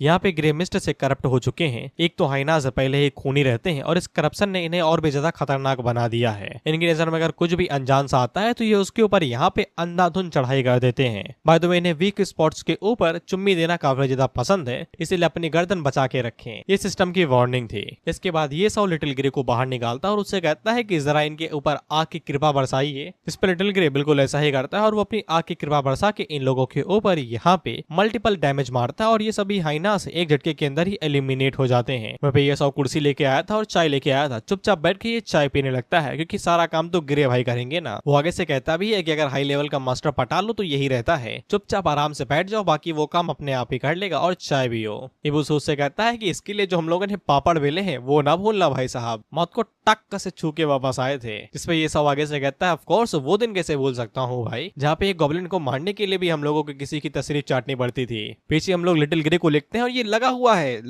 है, ये बरसाया जा रहा है आग की कृपा। बेचारे हाइना परेशान कि वो भागे कहाँ पे, एक तो खुला इलाका है, भाग के जाएंगे कहाँ पे। खैर 2 घंटों के बाद में सारा काम खत्म हो चुका था। ये के साथ साथ यहाँ पे लिटिल ग्रे भी दोनों ही 12 लेवल पे आ गए थे और उन लोगों ने हाइनास की ऐसी की तैसी कर दी थी। तभी ये साओ की नजर एक ड्रॉप आइटम के ऊपर पड़ती है जो कि एक स्पेल था। ये साओ उसे चेक करता है तो फिर ये फायर बॉल स्पेल था। साथ ही में इसके डिस्क्रिप्शन में यही बताया गया था अगर सीखना है तो हाथों से क्रश कर दो। ये साओ बिल्कुल ऐसा ही करता है और वो स्क्रोल को यहाँ पे हाथों की मदद से तोड़ देता है और वो यहाँ पे फायर बॉल स्किल सीख लेता है। फायर बॉल के बारे में पता ही है कि आग का गोला मारेगी, 1 सेकंड के अंदर ये कास्ट हो जाता है, बस माना पॉइंट लगेंगे। तभी ये साओ को प्यारा सा हाइना दिखाई देता है तो वो उसके ऊपर अपनी फायर बॉल का इस्तेमाल करता है, लेकिन इसका लेवल इतना ज्यादा कम था, यानी कि डैमेज इतना कम था कि हाइना को कुछ भी नहीं होता। वो भी आगे से कहता है इसकी गर्मी तो साला हेयर ड्रायर से कम है जिससे हम लोग बाल बनाते हैं, थोड़ा सा और जोर लगाते। कहता है कि ये साओ भी आगे से कहता है इसको इस्तेमाल करने से तो मेरी बेइज्जती हो रही है। इस पे इबुसो आगे से हंसते हुए कहता है अगर लिटिल ग्रे पात देना तो भी इसका डैमेज फायर बॉल से ज्यादा ही होगा। ये साओ आगे से कहता है कल्टी मारने का समय आ चुका है, बहुत बेइज्जती करा ली हम लोगों ने। साथ ही में गेम का ट्रायल खत्म होने में सिर्फ 12 घंटे ही बचे हुए थे। इसके बाद यहाँ पे बीटा बिगिनिंग से शुरू हो जाएंगी। बातों की मेरे ऊपर ध्यान ना देना भाई, ट्रांसलेटर की गलती है, बस स्टोरी के हिसाब से चलते जाओ। ये सब हम लोगों को बताता है कि अब धीरे धीरे करके यहाँ पे जितने भी लोग 16 से कम उम्र के होंगे, सॉरी ज्यादा के होंगे, उन्हें गेम के अंदर खींच लिया जाएगा जबरदस्ती, और बहुत ही जल्दी ये दुनिया पूरी तरीके से चेंज हो जाएगी। इसके बाद होता भी बिल्कुल ऐसा ही है। 12 घंटे के बाद में दुनिया के ऊपर एकदम भयानक भूकंप आता है, एकदम तगड़ा सा, पूरी जगह ही हिल जाती है। रियलिटी के अंदर सभी लोगों के पास में यहाँ पे नोटिफिकेशन आते लगते हैं कि एपोकलिप्स गेम के अंदर जाओ, एपोकलिप्स गेम के अंदर जाओ। सभी लोग आगे से कहते हैं कि ये कोई प्रांग कर रहा है यूएसए की, ये कोई हड़कंप है, बता रहा हूं मैं, चाइना वाला कुछ कर रहे हैं। मतलब अलग अलग कंट्री से लोग आ रहे थे ना, इसलिए कुछ तो बेचारे नहा रहे थे, वो नहाते नहाते आ गए थे, और कुछ तो हग रहे थे, वो हकते हकते आ गए, और कुछ बेचारे सुट्टा फूक रहे थे, वो भी आ गए थे। वो कहते हैं मैं तो फूक रहा था, अचानक से गेम के अंदर कैसे आ गया। कहता कि यान भी ऑटोमेटिकली ही गेम के अंदर आ गई थी, उसने यहाँ पे लॉग इन भी नहीं किया था। कहता कि जुहोंग ने भी नहीं किया था, तभी वो लोग अंदर आ गए थे, ऐसे कि गेम ने उन्हें जबरदस्ती ही खींच लिया हो। हालांकि इन लोगों को बहुत ही जल्दी पता लग जाता है कि ये सिर्फ अकेले नहीं है जिनको गेम के अंदर जबरदस्ती खींच लिया गया है, और भी कई सारे लोग यहाँ पे आ चुके हैं। और ऑफकोर्स ये बुद्धिजीवी थे, इन्हें यह भी पता चल जाता है कि बहुत ही जल्दी ये गेम दुनिया बदलने वाला है। इसलिए जुहोंग यान से पूछता है कि तुमने ये साओ को कांटेक्ट किया, वो हमारी मदद करने के लिए राजी है ताकि हम लोग लेवल अप कर सके। जिस पे यान का माथा ऐसे ही खराब था, वो आगे से चीखते हुए कहती है ये साओ, ये साला भाड़ में भी चला जाएगा तो भी मुझे कोई फर्क नहीं पड़ता, ये मेरे पास भीख मांगते हुए आएगा तब भी मैं इसे कोई भाव नहीं दूंगी। और यान ने मन मना लिया था कि ये डायरेक्ट लेजेंडरी ये साओ को कांटेक्ट करेगी, यानी कि गेम के अंदर वाले को, ताकि ये लोग डायरेक्ट पावरफुल बन सके। इस पे जुहोंग आगे से पूछता है कि तुम्हें ये साओ के बारे में पता भी है जो लीडर बोर्ड के ऊपर आता है टॉप रैंकिंग पे। इस पे यान आगे से कहती है नहीं, लेकिन बहुत ही जल्दी पता चल जाएगा, कोई भी आदमी मुझे रजिस्टर नहीं कर सकता है। इसके बाद गेम एक अच्छे बच्चे की तरह कि यहाँ पे जितने भी लोग फोर्सफुली खींच लिए गए थे उन सभी को यहाँ पे एक्सप्लेन करना शुरू करता है कि जो ग्रेट एम्पायर जिया है उसे यहाँ पे अंदर खींच लिया गया है। जितने भी लोगों की उम्र 16 से ऊपर है, कोई फर्क नहीं पड़ता तुम्हारा जेंडर क्या है, तुम्हारी उम्र क्या है, अगर 16 से ऊपर हो तो फिर तुम्हें फोर्सफुली गेम के अंदर खींच लिया जाएगा। दी एपोकलिप्स लॉगआउट का ऑप्शन कंप्लीटली डिसअपीयर कर दिया गया है, मिटा दिया गया है। प्लेयर्स अपने आप लॉगआउट नहीं कर सकते हैं अब गेम को। प्लेयर्स के जो स्पॉन सामने लोकेशन है यानी कि जहाँ पे वो प्रकट होंगे वो लोकेशन उनकी रियल लाइफ लोकेशन से ही मिलती जुलती होगी। जितने ज्यादा प्लेयर्स यहाँ पे रियल लाइफ के अंदर क्लोज होंगे उतने ही ज्यादा वो यहाँ पे स्टार्टिंग पॉइंट्स के अंदर इकट्ठा होंगे। हर एक स्टार्टिंग पॉइंट, हर एक स्टार्टिंग विलेज यहाँ पे अपने अपने हिसाब से अपने स्पेशल रीजन और इफेक्ट लेके आएगा। अगर कोई भी प्लेयर गेम के अंदर मरता है तो वो रियलिटी के अंदर वापस नहीं जा सकता है और हमें ये आगे बताया नहीं जाता कि क्या वो गेम के अंदर भी दोबारा रिस्पॉन होंगे या हमेशा के लिए मिटा दिए जाएंगे। ऑथर ये बात खा के पचा गया और पात भी मार दिया। अब इसके बाद सभी लोग यहाँ पे कुछ तो भाई सर्वाइव कर जाते हैं और कुछ तो निपट ही जाते हैं। अब सभी लोग इसी बारे में बात कर रहे थे कि गेम ने सभी लोगों को फोर्सफुली अंदर खींच लिया गया है। गेम पूरी तरीके से दुनिया को बदल रहा है। इसके बाद कुछ लोग ये सौ के बारे में पूछते हैं कि नंबर 1 प्लेयर कहाँ पे है, क्या उसे पता है कि लॉग आउट कैसे करेंगे। इस पे कुछ लोगों को यकीन था कि यहाँ पे ये सौ को कुछ पता हो सकता है क्योंकि उसी ने बीटा टेस्ट के अंदर सबसे ज्यादा लेवल अप किया था और वही टॉप पोजीशन पे था। वहीं पे कुछ लोगों को शक हो रहा था कि ये तो साला इतने जल्दी जल्दी लेवल अप कर रहा है, ये कोई चीटिंग ही कर रहा होगा, कहीं ये जीएम तो नहीं है। और कई सारे लोग उसे ढूंढना चाहते थे उससे बात करने के लिए। जीएम के बारे में कई सारी इन्फॉर्मेशन होती है लेकिन इस गेम के हिसाब से बेसिकली आरपीजी गेम के हिसाब से जीएम का मतलब होता है गेम मास्टर, जो कि यहाँ पे स्टोरी को कंट्रोल करता है, एनपीसीज को कंट्रोल करता है। That's called GM. इसलिए ये लोग यहाँ पे ये सौ को जीएम बुला रहे थे क्योंकि वो काफी जल्दी जल्दी चीटिंग कर रहा था, लेवल अप कर रहा था। इसके बाद हम लोग एक बिगिनर विलेज को देखते हैं जिसका नंबर 1 था। वहीं पे एक बंदा अपने मास्टर या फिर सीनियर को बताता है कि उन लोगों को कोई भी तरीका नहीं मिला है लॉग आउट करने का। उन्हें यही लग रहा था कि वो लोग हमेशा के लिए इस गेम के अंदर ट्रैप हो गए हैं। भाई तो इसका नाम बूडोंग है, जो कि पूछता है कि सिचुएशन इतने ज्यादा सीरियस हो गई है लेकिन इसके बावजूद ये सही के बारे में कोई भी जानकारी नहीं है। टॉप प्लेयर कहाँ पे है उसके बारे में कोई न्यूज है? जिसपे वो बंदा आगे से बताता है कि उसके बारे में कोई कॉन्टैक्ट नहीं है। वो जैसे ही 12 लेवल पे आया वो तैसे ही यहाँ पे बिगिनर विलेज छोड़ के चला गया, जबकि कोई भी इस लेवल को छोड़ के बाहर नहीं जाना चाहता है। इसके बाद वो बंदा आगे से पूछता है कि चेन कुआंग के बारे में वो क्या कर रहा है। इस पे वो बंदा आगे से बताता है कि चेन कुआंग सिर्फ लेवल 4 पे ही है। इस पे बूडोंग आगे से कहता है लेवल 4 पे ही है, वो तो बीटा टेस्टर था ना, वो यहाँ पे लेवल 4 पे कैसे हो सकता है। इस पे वो बंदा आगे से बताता है कि चेन कुआंग ने भाई आंधा पानी एक कर दिया, आसमान एक कर दिया। बंदे ने अपनी टीम के साथ बहुत ज्यादा मेहनत की लेकिन इसके बावजूद वो साला लेवल 4 पे ही है क्योंकि ये एपोकलिप्स गेम कुछ ज्यादा ही डिफिकल्ट है। ज्यादातर प्लेयर यहाँ पे लेवल 2 पे ही अटके हुए हैं। बूडोंग आगे से कहता है कि जियांग सिटी के अंदर कोई ऐसा है ये सौ नाम का, वो पक्का कोई ऑर्डिनरी बंदा नहीं है, हमें किसी भी कीमत पे उसे ढूंढना पड़ेगा। सारी जहां जगह सारी जितनी भी जगह लगे सब कुछ लगा दो और उसके बारे में इंफॉर्मेशन लेके आओ। वहीं पे हम लोग ये सौ को देखते हैं जिसके पास मैसेज आता है कि उसको यहाँ पे ड्यूक मनार के अंदर बुलाया गया है किसी चीज से रिलेटेड। बाय द वे ये सोफिया की तरफ से ही मैसेज था, सोफिया के अंकल की तरफ से। इसलिए ये सौ तुरंत अंकल एस्टर से मिलने के लिए चला जाता है जो कि रॉयल बीस्ट टेमर है। खैर जब ये सौ लोकेशन पे पहुंचता है तो फिर वहाँ पे अंकल एस्टर तो नहीं थे लेकिन सोफिया जरूर थी, जिसने अच्छी ड्रेस पहन रखी थी। हाँ ये सच में अच्छी है, ये लो डॉलर नहीं आएगा ना। सोफिया ये सौ से कहती है कि तुम आ गए, मैं तुम्हें काफी ज्यादा मिस कर रही थी। वहीं पे ये सौ आगे से शर्मा रहा था यही सोचते हुए कि ये कितनी सुंदर है, कोई इसे रिजेक्ट कर ही नहीं सकता। भाई अगर भूल ना चुके हो तुम्हारी छाती से दिल निकाल लिया गया था, लड़की नहीं निकाला था। ये सौ सोफिया से पूछता है कि रॉयल बीस्ट के बारे में कोई न्यूज।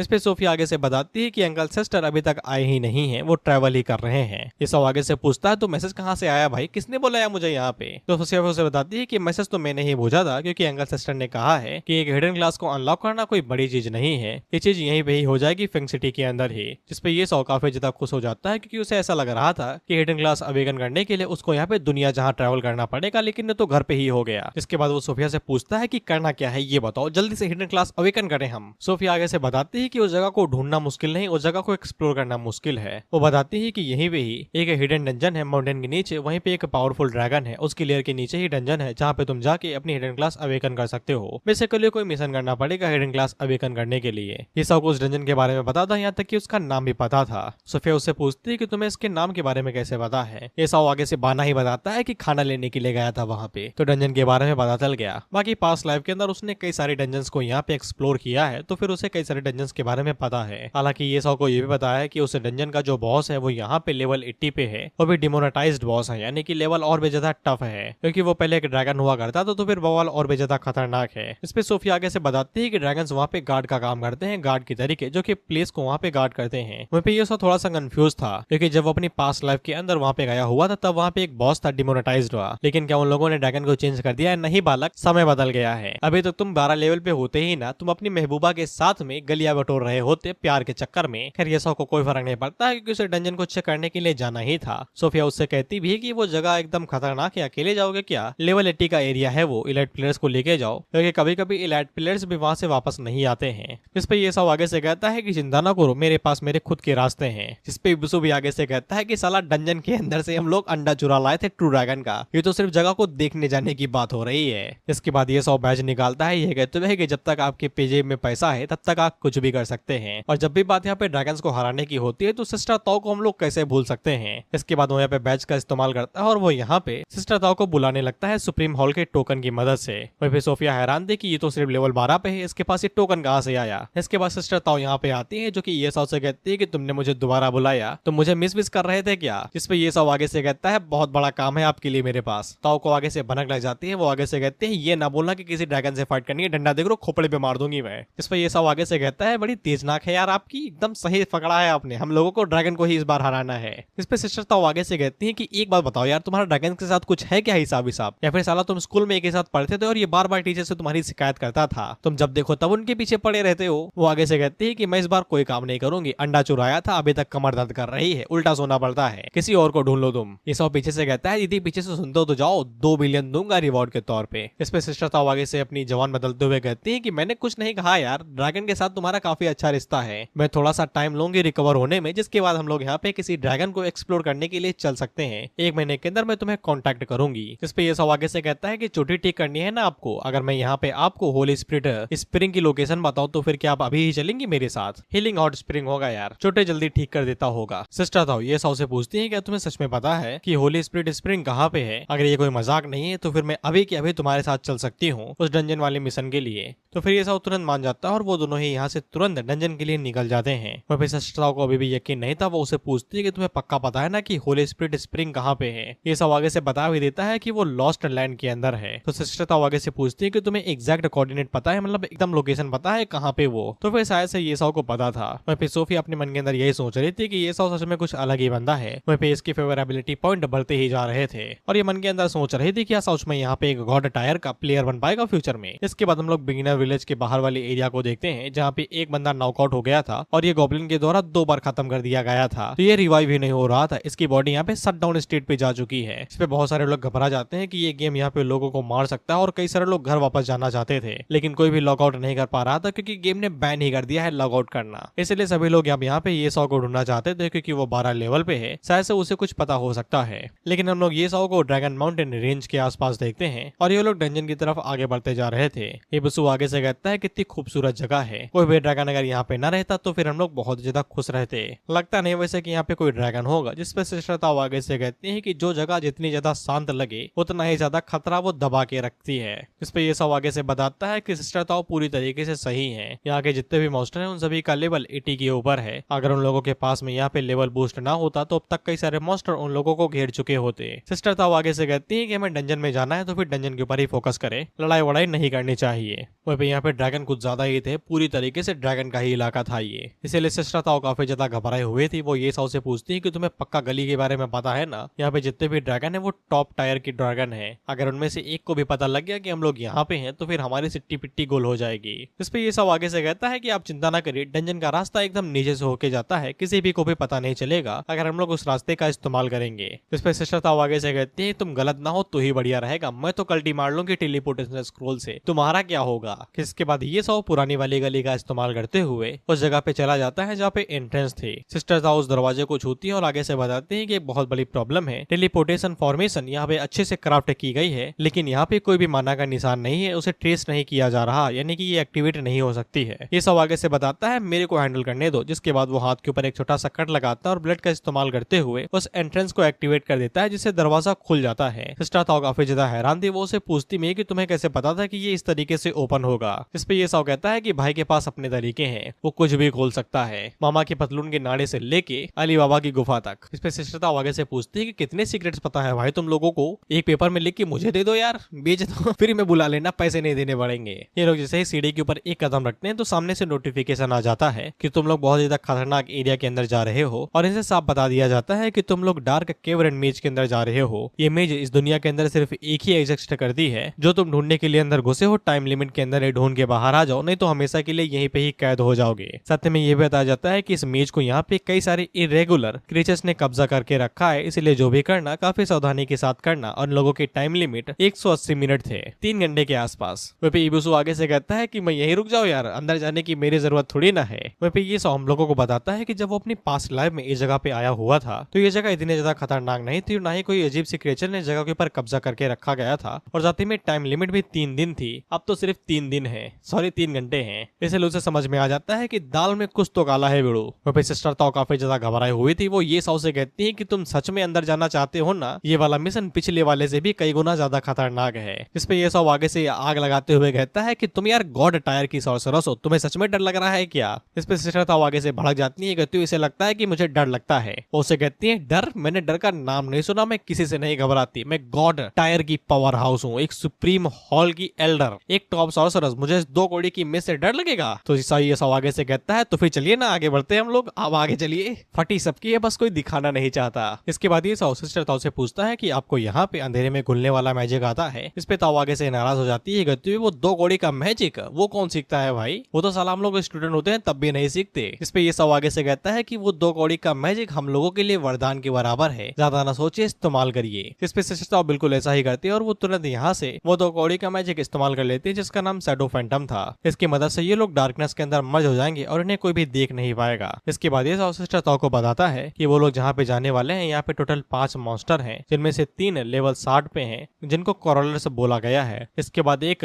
लेवल 60 पे है जो कि इलाइट है। इसके बाद एक दूसरा इलाइट बॉस है जो कि यहाँ पे वो 80 लेवल पे है और उन लोगों को इन्हीं 5 से यहाँ पे केयरफुल रहना है। ताओ से पूछती भी कि तुम्हें ये कैसे पता, 4 बार यहाँ पे आ चुके हो क्या? तो वो मन के अंदर हम लोगों को बताता है कि उसे अगर इन सभी चीजों के बारे में नहीं पता होगा तो फिर कैसे पता होगा, वो 400 नहीं 800 बार यहाँ पे आ चुका है। ताओ से कहती है कि मुझे इन सभी बातों के ऊपर यकीन नहीं है। इस पे ये सब आगे से कहता है कि कुछ ही देर में हो जाएगा। इसके बाद वो लोग आगे बढ़ते हैं तो फिर इन्हें यहाँ पे 3 कॉलर्स मिल जाते हैं जो कि लेवल 60 पे थे। केसा सिस्टर ताओ को बताता है कि हम लोगों को स्नीक करके यानी कि हम लोगों को चुपचाप अपने पैर दबा के यहाँ से निकलना पड़ेगा, इन्हें भनक न लगे। मेरे पैरों को देखना कि मैंने कहाँ कहाँ पे रखा है, जिसकी वजह से हम लोग इन्हें बिना पता चले यहाँ से भाग सकते हैं। इसके बाद ये सब बिल्कुल आराम से पैरों का इस्तेमाल करते हुए बगल से निकलता है और इन क्लॉरर्स को उसके बारे में पता भी नहीं चलता। इसको देख के सिस्टर ताओ हैरान हो जाती है कि इसने यहाँ पे बिना एक 60 लेवल के इलाइट मॉन्स्टर को पता चले आराम से उसके बगल से निकल गया। और वो अपने शब्दों को वापस ले लेती है कहते हुए कि अब से तुम यहाँ के लीडर हो, तुम जो बताओगे वो मैं करूंगी। इसके बाद वो ये साओ के फुट स्टेप्स को फॉलो करते हुए बिना किसी दिक्कत के आराम से उन तीनों को इग्नोर करके आगे बढ़ जाती है। इसके बाद वो लोग यहाँ पे चौथे बॉस से मिलते हैं तो ये साओ उससे कहता है कि फाइट करने के लिए रेडी रहो। जैसा कि ये साओ ने सोचा था कि उसकी पास्ट लाइफ में जो डंजन थी वो यहाँ पे पूरी तरीके से बदल चुकी है, क्योंकि यहाँ पे ये मॉन्स्टर नहीं होना था जो कि इस मेज का गार्डियन है। ये स्पिरिट बीस्ट, इसके बारे में कुछ भी नहीं बताया गया, ना नेवल, ना रैंक, ना डिस्क्रिप्शन, ना कोई एट्रीब्यूट, कुछ भी नहीं बताया गया। इसलिए ये साओ सिस्टर ताओ से पूछता है कि तुम्हें इसके स्टैट्स के बारे में दिखाई दे रहा है? तो वो आगे से बताती है इसका लेवल 100 है, ये बजरगर इलाइट बॉस है और इसकी स्ट्रेंथ कुछ ज्यादा ही हाई है। ये साओ सिस्टर ताओ से कहता है कि मैं जाके वो तिजोरी खोलता हूँ, आप रेडी रहिए फाइट करने के लिए। जिस पर सिस्टर ताओ आगे से यहाँ पे एब्सोल्यूट डिफेंस का बफ ये साओ के ऊपर लगा देती है ताकि 1-2 हाथ पड़ भी जाए तो ये साओ को कुछ भी होना। इसके बाद वो तिजोरी खोलने के लिए जाने लगता है, लेकिन वो सबसे पहले इबुसु को बाहर निकालता है और अपने से दूर कर देता है। ये कहते हुए कि तुम मुझसे दूर रहो और चुपचाप यहाँ पे बैठे रहो, हिलना नहीं, पिछली बार तुम्हारी वजह से मरते मरते बचे थे हम लोग। इस पे इबुसु आगे से कहता है कि अपने बारे में सोच साले, पीछे जा रहा है, अगर उसने पाद भी दिया तो गैस से मर जाएगा तू। इसके बाद ये साओ उस चेस्ट को खोलता है तो फिर उसके अंदर से उसे यहाँ पे एक कॉन्ट्रैक्ट मिलता है और साथ ही में एक क्रिस्टल मिलता है और ये ट्रेजर भी उसकी पास्ट लाइफ से बिल्कुल अलग था। यहाँ पे हिडन स्क्रोल था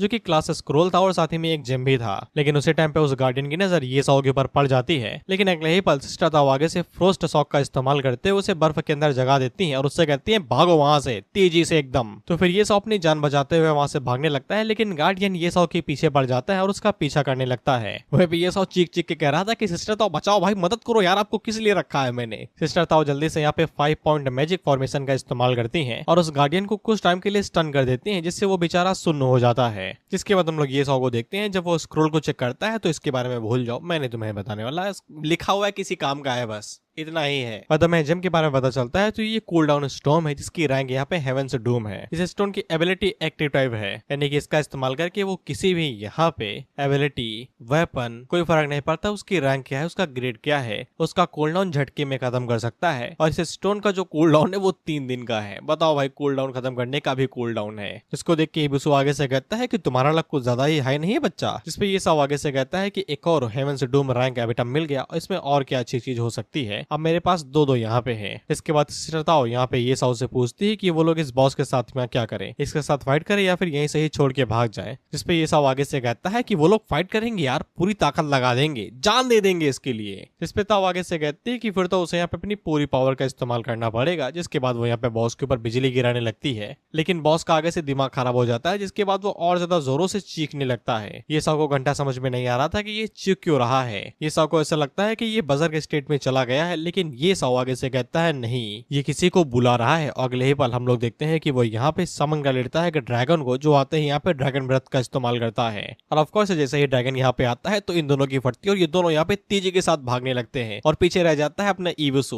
वह पे ताऊ आगे से कहती है इन सबकी क्या गलती है यार, इन लोगों को ड्रैगन क्यों पड़ा हुआ है, ये ड्रैगन हमारे बीच में क्यों आ जाता है और इस मोटे ने ड्रैगन को कैसे बुला लिया। जिसपे इबुसु आगे से कहता है पड़ोसी हैं यार, मदद करने के लिए आए होंगे, अभी भागो। वह जो गार्डियन था वो सीधा ये साउ की तरफ ही आगे बढ़े जा रहा था। ताऊ उससे कहती है कि संभल के बच्चा, वो तुम्हारी तरफ ही आगे बढ़ रहा है। जिसपे ये साउ आगे से कहता है कि ये बजर के स्टेट में जा चुका है, अब हम लोगों को फाइट ही करनी पड़ेगी। ताऊ उससे कहती है कि वो लेवल 100 पे है और तुम लेवल 12 पे, तुम्हें लगता है कि तुम उसे हरा पाओगे। इस पे ये साउ आगे से एक बैच बाहर निकाल लेता है और कहता है कि इसके साथ में वो यहाँ पे शायद से ये फाइट जीत सकता है। दरअसल बैच यहाँ पे अपनी एबिलिटी खो चुका है, वो कूल डाउन स्टेट पे 30 दिनों के लिए, लेकिन स्टोन के साथ में वो यहाँ पे इसका इस्तेमाल बहुत ही जल्दी कर सकता है। इसके बाद ये साउ ब्रूटल चैप्टर नाम के बैच का इस्तेमाल करता है और उसका कूल डाउन हटाने के बाद वो यहाँ पे गार्डियन की तरफ उसे निशाने की तरीके इस्तेमाल करता है तो बैच के अंदर से खतरनाक बीम बाहर निकलती है जो गार्डियन के सीने के आर पार हो जाती है और उसे 222 का डैमेज पड़ता है। ये देख के एक सेकंड के लिए ये साउ के पसीने छूट जाते हैं। वो आगे से कहता है इतना ही डैमेज, इतना ज्यादा अनलकी हूँ क्या मैं। इबुसु पहले ही कह देता है बच्चा अगर तुम मरे तो फिर मुझसे ये उम्मीद न रखना कि मैं तुम्हारी लाश खींच के बाहर लेके जाऊंगा। लेकिन हम लोग गार्डियन को देखते हैं जो कि आगे से खून की उल्टी करता है और अचानक से उसकी बॉडी ब्लास्ट कर जाती है और उसे यहाँ पे 9 लाख का डैमेज पड़ता है। डैमेज यहाँ पे कम ही लगा था, लेकिन यहाँ पे जो गार्डियन की एचपी थी वो एक झटके के अंदर 20% से कम हो चुकी थी। इसलिए यहाँ पे एक इफेक्ट एक्टिवेट हो गया था जिसका नाम इंस्टेंट डेथ था,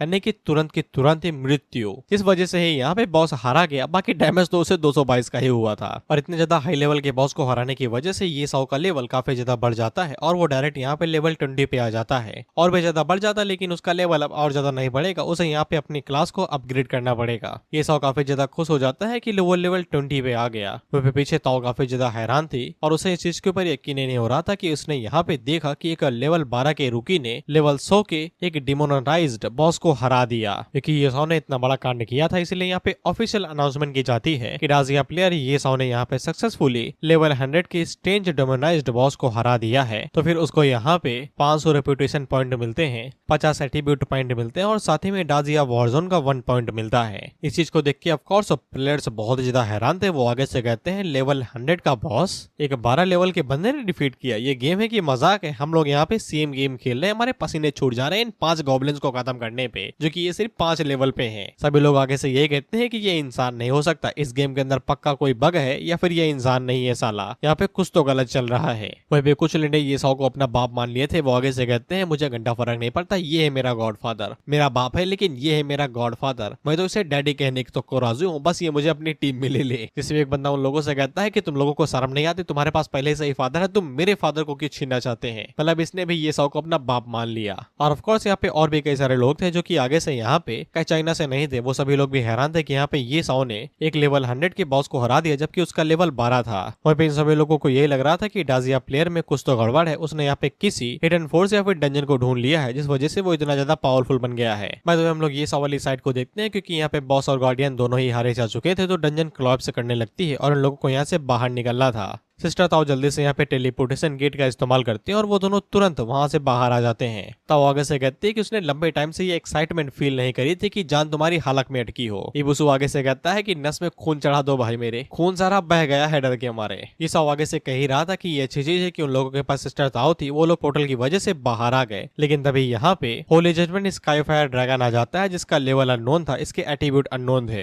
सिस्टर ताओ आगे से कहती है ये होली जजमेंट का ड्रैगन है और मैं तो फाइट नहीं करने वाली। इसके बाद वो दोबारा इन लोगों के ऊपर ब्रेथ से अटैक करता है तो ये लोग अपनी जान बचाते हुए भागने लगते हैं। वह फिर सिस्टर ताओ ये साउ से कहती है कि याद से मुझे यहाँ पे होली स्पिरिट स्प्रिंग की लोकेशन भेज देना और पेमेंट भी। इसके बाद हम लोग ये साउ को देखते हैं जो कि सोफिया से जाके मिलता है और उसको यहाँ पे वो आइटम दे देता है जो उसे यहाँ पे चेस्ट के अंदर से मिला था, जिससे वो यहाँ पे अपनी क्लास को चेंज कर सकता है। कहता कि सोफिया भी हैरान थी कि उसे ये आइटम यहाँ पे उस डंजन के अंदर से मिल भी गया, ताकि वो उतना ज्यादा खतरनाक थी। वो उसे कहती है कि तुम तो कुछ ज्यादा ही अमेजिंग हो। इस पे ये साउ आगे से बवाल पेलते हुए कहता है कि ये सब मेरे लिए पीस ऑफ केक है, वो तो हमने देखा था कि कैसे बुंड बजा के भाग रहे थे तुम। इबुसु भी आगे से कहता है कि साले मरते मरते बचा और इसको पीस ऑफ केक कह रहा है। इसके बाद ये साउ सोफिया से पूछता है कि उन लोगों के पास ये स्क्रोल है तो अब वो लोग यहाँ पे हिडन क्लास को कैसे अनलॉक कर सकते हैं। लेकिन सोफिया उसे बताती है कि ये पेपर यहाँ पे क्लास चेंजिंग स्क्रोल जैसा दिख तो नहीं रहा है। तो ये साउ दोबारा हैरान वो आगे से पूछता है इसका क्या मतलब है भाई। जिसपे सोफिया उसे बताती है कि अंकल सिस्टर के हिसाब से ये जो स्क्रोल है वो यहाँ पे तुम्हारे हिडन पोटेंशियल और यूनिक क्लास को अवेकन करेगा, जो कि तुम्हारे लिए काफी ज्यादा जरूरी है। इसके बाद वो उससे कहती है कि मेरे साथ चलो और वो ये साउ को एक हिडन चैम्बर के अंदर लेके जाती है जहाँ पे सिस्टर था, वही रॉयल बीस्ट टेमर। वहीं पे ये साउ को भी नहीं पता था कि यहाँ पे एक हिडन डेंजर भी है, क्योंकि वो अपनी पास्ट लाइफ के अंदर इतना घूमा ही नहीं था। प्यार दा चक्कर। इसके बाद हम लोग रॉयल बीस्ट टेमर सिस्टर को देखते हैं जो कि ये साउ से कहता है कि तुम मुझे ही ढूंढ रहे थे क्या। जिसपे ये साउ आगे बढ़ता है और वो सीधा मुद्दे की बात करता है, ये कहते हुए कि वो यहाँ पे अपनी हिडन क्लास को अवेकन करना चाहता है। और इसी के साथ ये वीडियो यहीं पे ही खत्म होता है। हम लोग नेक्स्ट वीडियो में देखेंगे कि ये साउ क्या करना चाहता है। बाय द वे इसकी हरकतें तो अभी भी सिंप वाली ही हैं। देखते हैं कि ब्रो क्या कर पाता है। अभी के लिए बाय बाय।